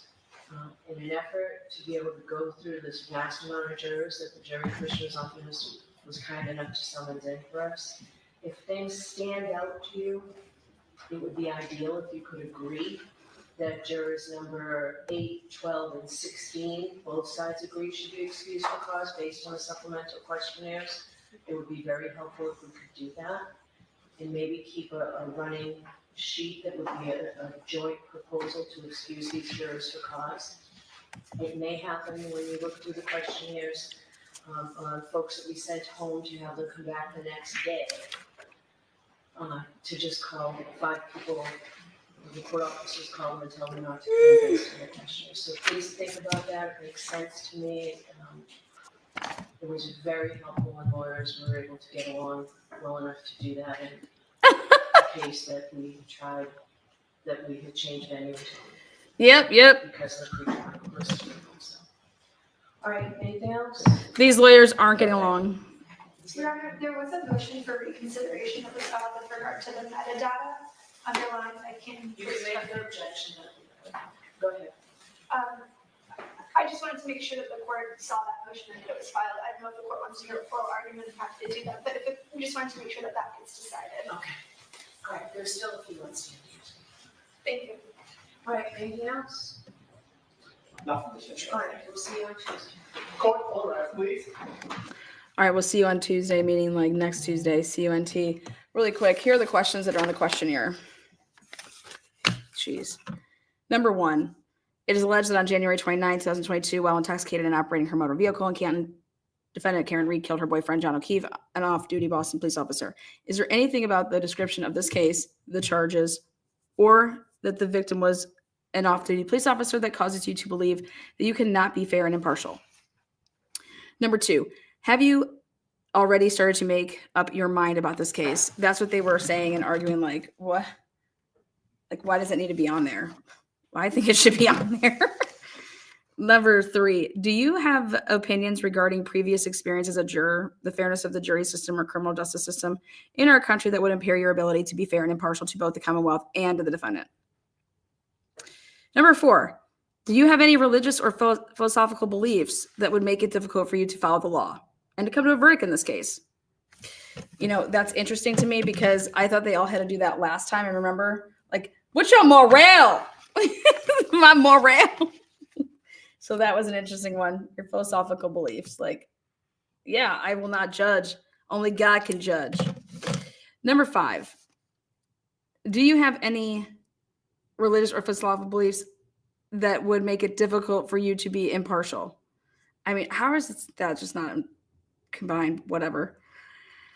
This case is expected to garner a significant amount of media attention. This is number 6. Is there anything about the high-profile nature of this case that would prevent you from serving as a fair or an impartial juror? Number 7, do you, any family members or close friends reside in or conduct regular business in Canton? Now, this is the number 8 one that Alan Jackson just talked about, which is, would you automatically believe or disbelieve law enforcement officers, firefighters, or first responders simply because of their occupation? And he's saying if they say yes, we don't know if they're saying yes to strongly believe or disbelieve. And so he's like, shouldn't this be like 2 separate ones? You know? And I'm over here. My argument would just be this, that I would be asking these people the question. I want to see and hear their reactions. I want to see their mannerisms about that. I want to hear their voice. Fuck a check mark. That's just yes is a check, no is a check, or you could say not sure. Number 9, do you have any strong personal beliefs, or have you been exposed to any strong personal beliefs from friends and relatives about law enforcement officers, prosecutors, or the government? Like what?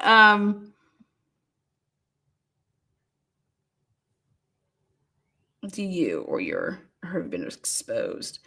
Number 10, have you ever been involved in a group, community, or individual activity showing support for law enforcement in or outside your own community? Basically, do you provide money? What's your? We want to know. We want everything about who and what you support if it has to do with law enforcement. And number 10, have you ever been involved? Oh, I'm sorry. Number 11, have you ever been involved in a group, community, or individual activity that was critical of the police, law enforcement, or outside of your own community? Number 12, have you or someone close to you ever had education, training, or work experience in any of the following: law enforcement, military, alcohol, drug abuse, domestic violence? This is what they think is going to take 2 hours for people to fill out.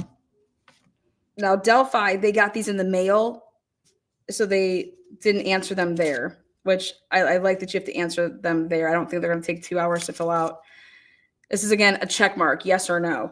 Do you have any strong personal beliefs, or have you been exposed to any strong personal beliefs from friends and relatives about operating a motor vehicle under the influence of alcohol?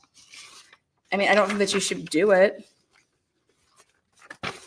But I mean, strong, I don't.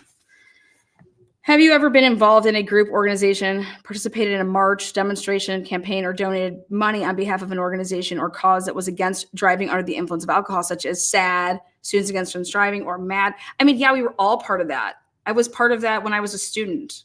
We had to sign some petition that we wouldn't do that for prom.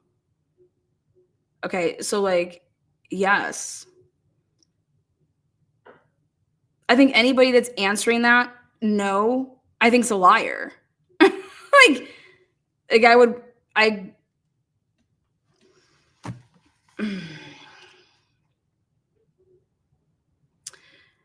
We had to make the prom promise. You guys remember that shit? Number 15.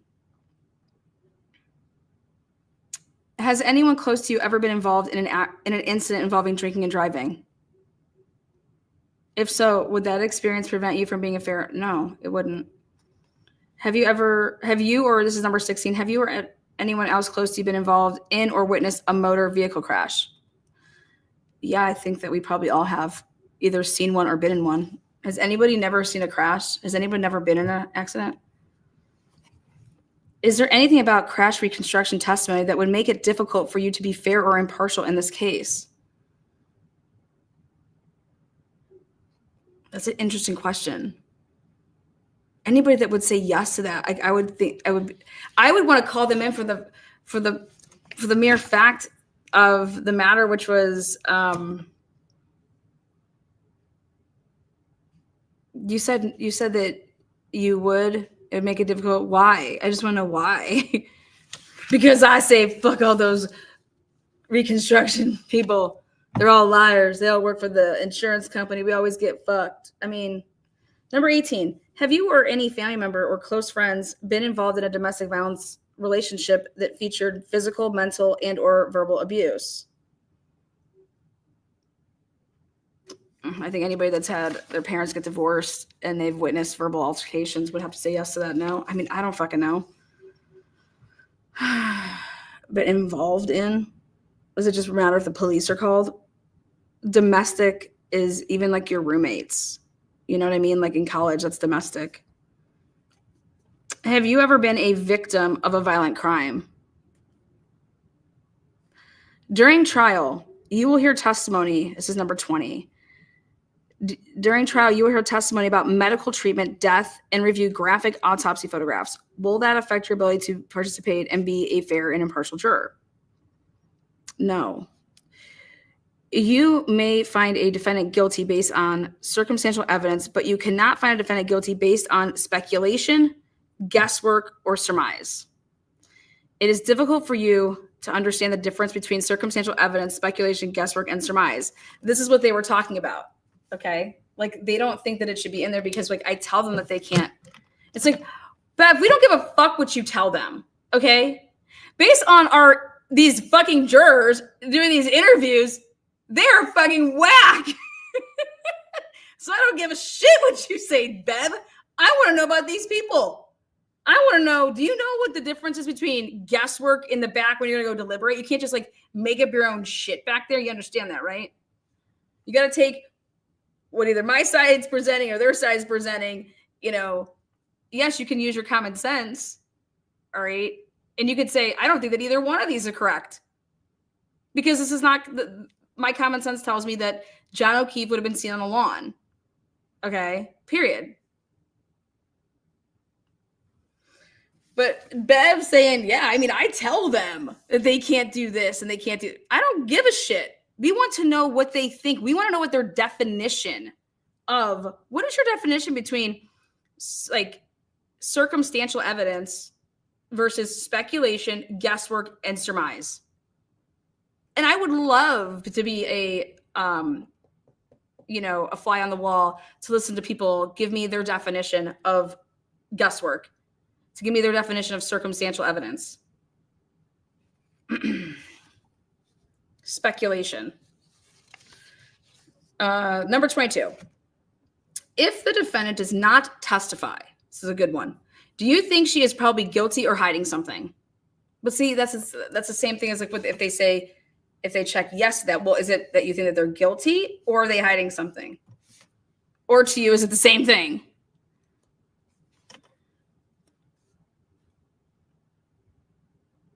So if the defendant doesn't testify, do you think she is probably guilty or hiding something?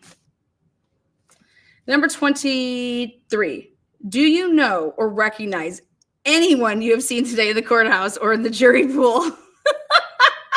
We want to know. We want to know if you are friends with any of these jurors. We want to know. They added the jury pool, which I think is interesting because they did not do that in Delphi.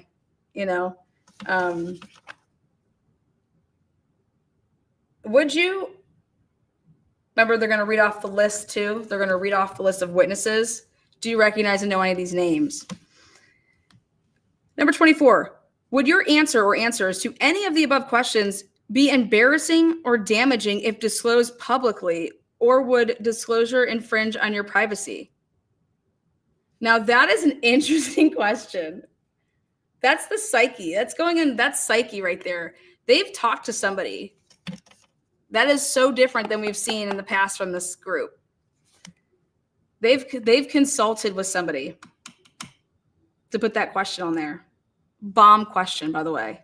Hopefully it's allowed. Do you have, number 25, do you have any concerns about your personal privacy due to the presence of video cameras in the courtroom and or the highly publicized nature of the case? Well, why would I think that I'm going to be on camera?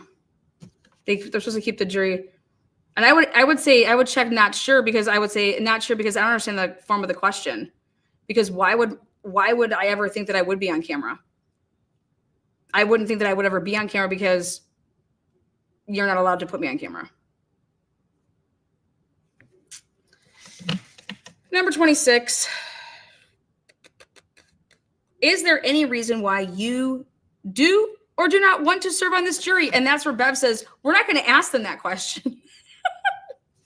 So I'd want to know if somebody was like, yeah, I want to serve on this jury.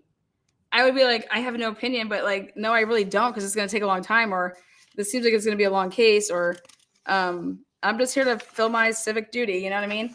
But Bev said, we're not asking people that. Okay, here are these last 12.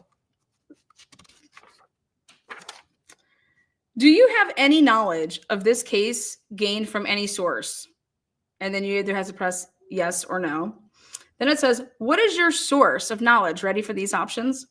The television, the radio, newspapers, magazines, the internet, Twitter, social media, whether it's Facebook, Instagram, TikTok, or other, podcasts, family, friends, observations in the community, overheard discussions, or other.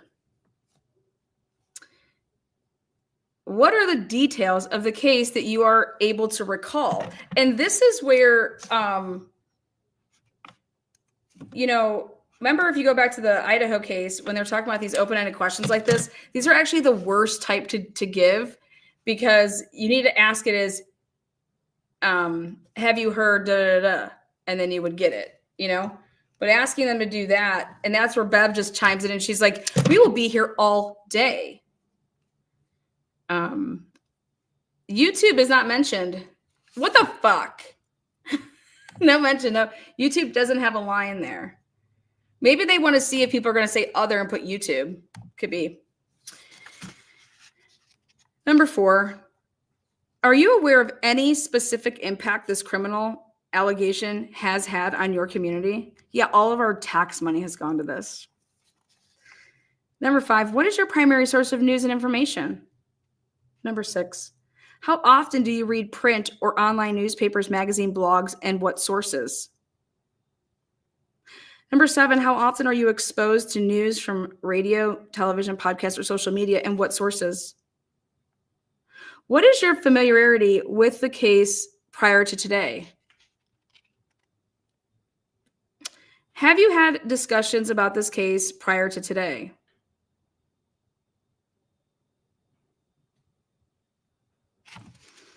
Is there any reason you would be unable to follow an instruction that during your jury service, you may not read any news or media accounts about this case, watch or listen to any media or news broadcast or commentary about this case, discuss this case with anyone, research on your own to look up this case, go driving around 34 Fairview, or do any independent research and perform any tests, experiments? Is there any reason you would be unable to follow an instruction that during your jury service, you may not read or view any social media articles, post videos, podcasts, or any other non-traditional media platforms that may discuss this case? And last, is there any reason that if you are inadvertently exposed to extrajudicial influence or media about this case, you would be unable to follow an instruction that you must report an exposure to a court officer? So, all right. Well, at the end of today, we should have, she said that she's going to report on the motion to dismiss, and we can expect not to hear about the ARCA shit, but what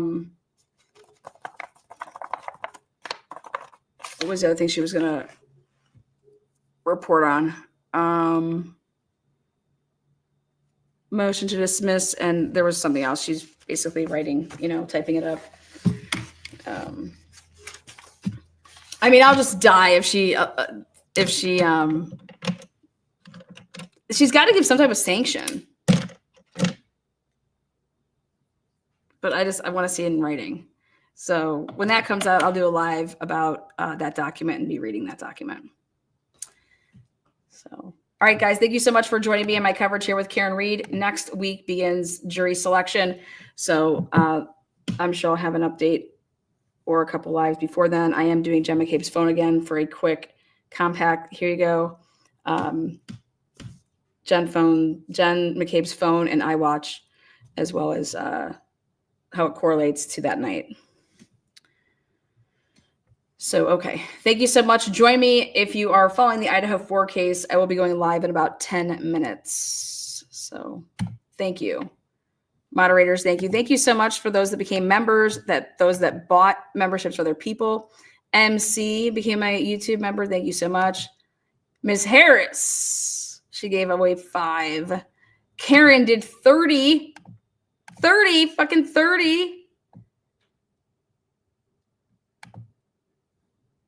DCRUCERU. Member for 15 months. And then we got these new members right here. Miss Wong and Crook. Welcome. Again, guys, enjoy the rest of your afternoon. Join me if you are following the Idaho 4 case. Smash that thumbs up. Yeah, thanks, Sherry D. Appreciate that.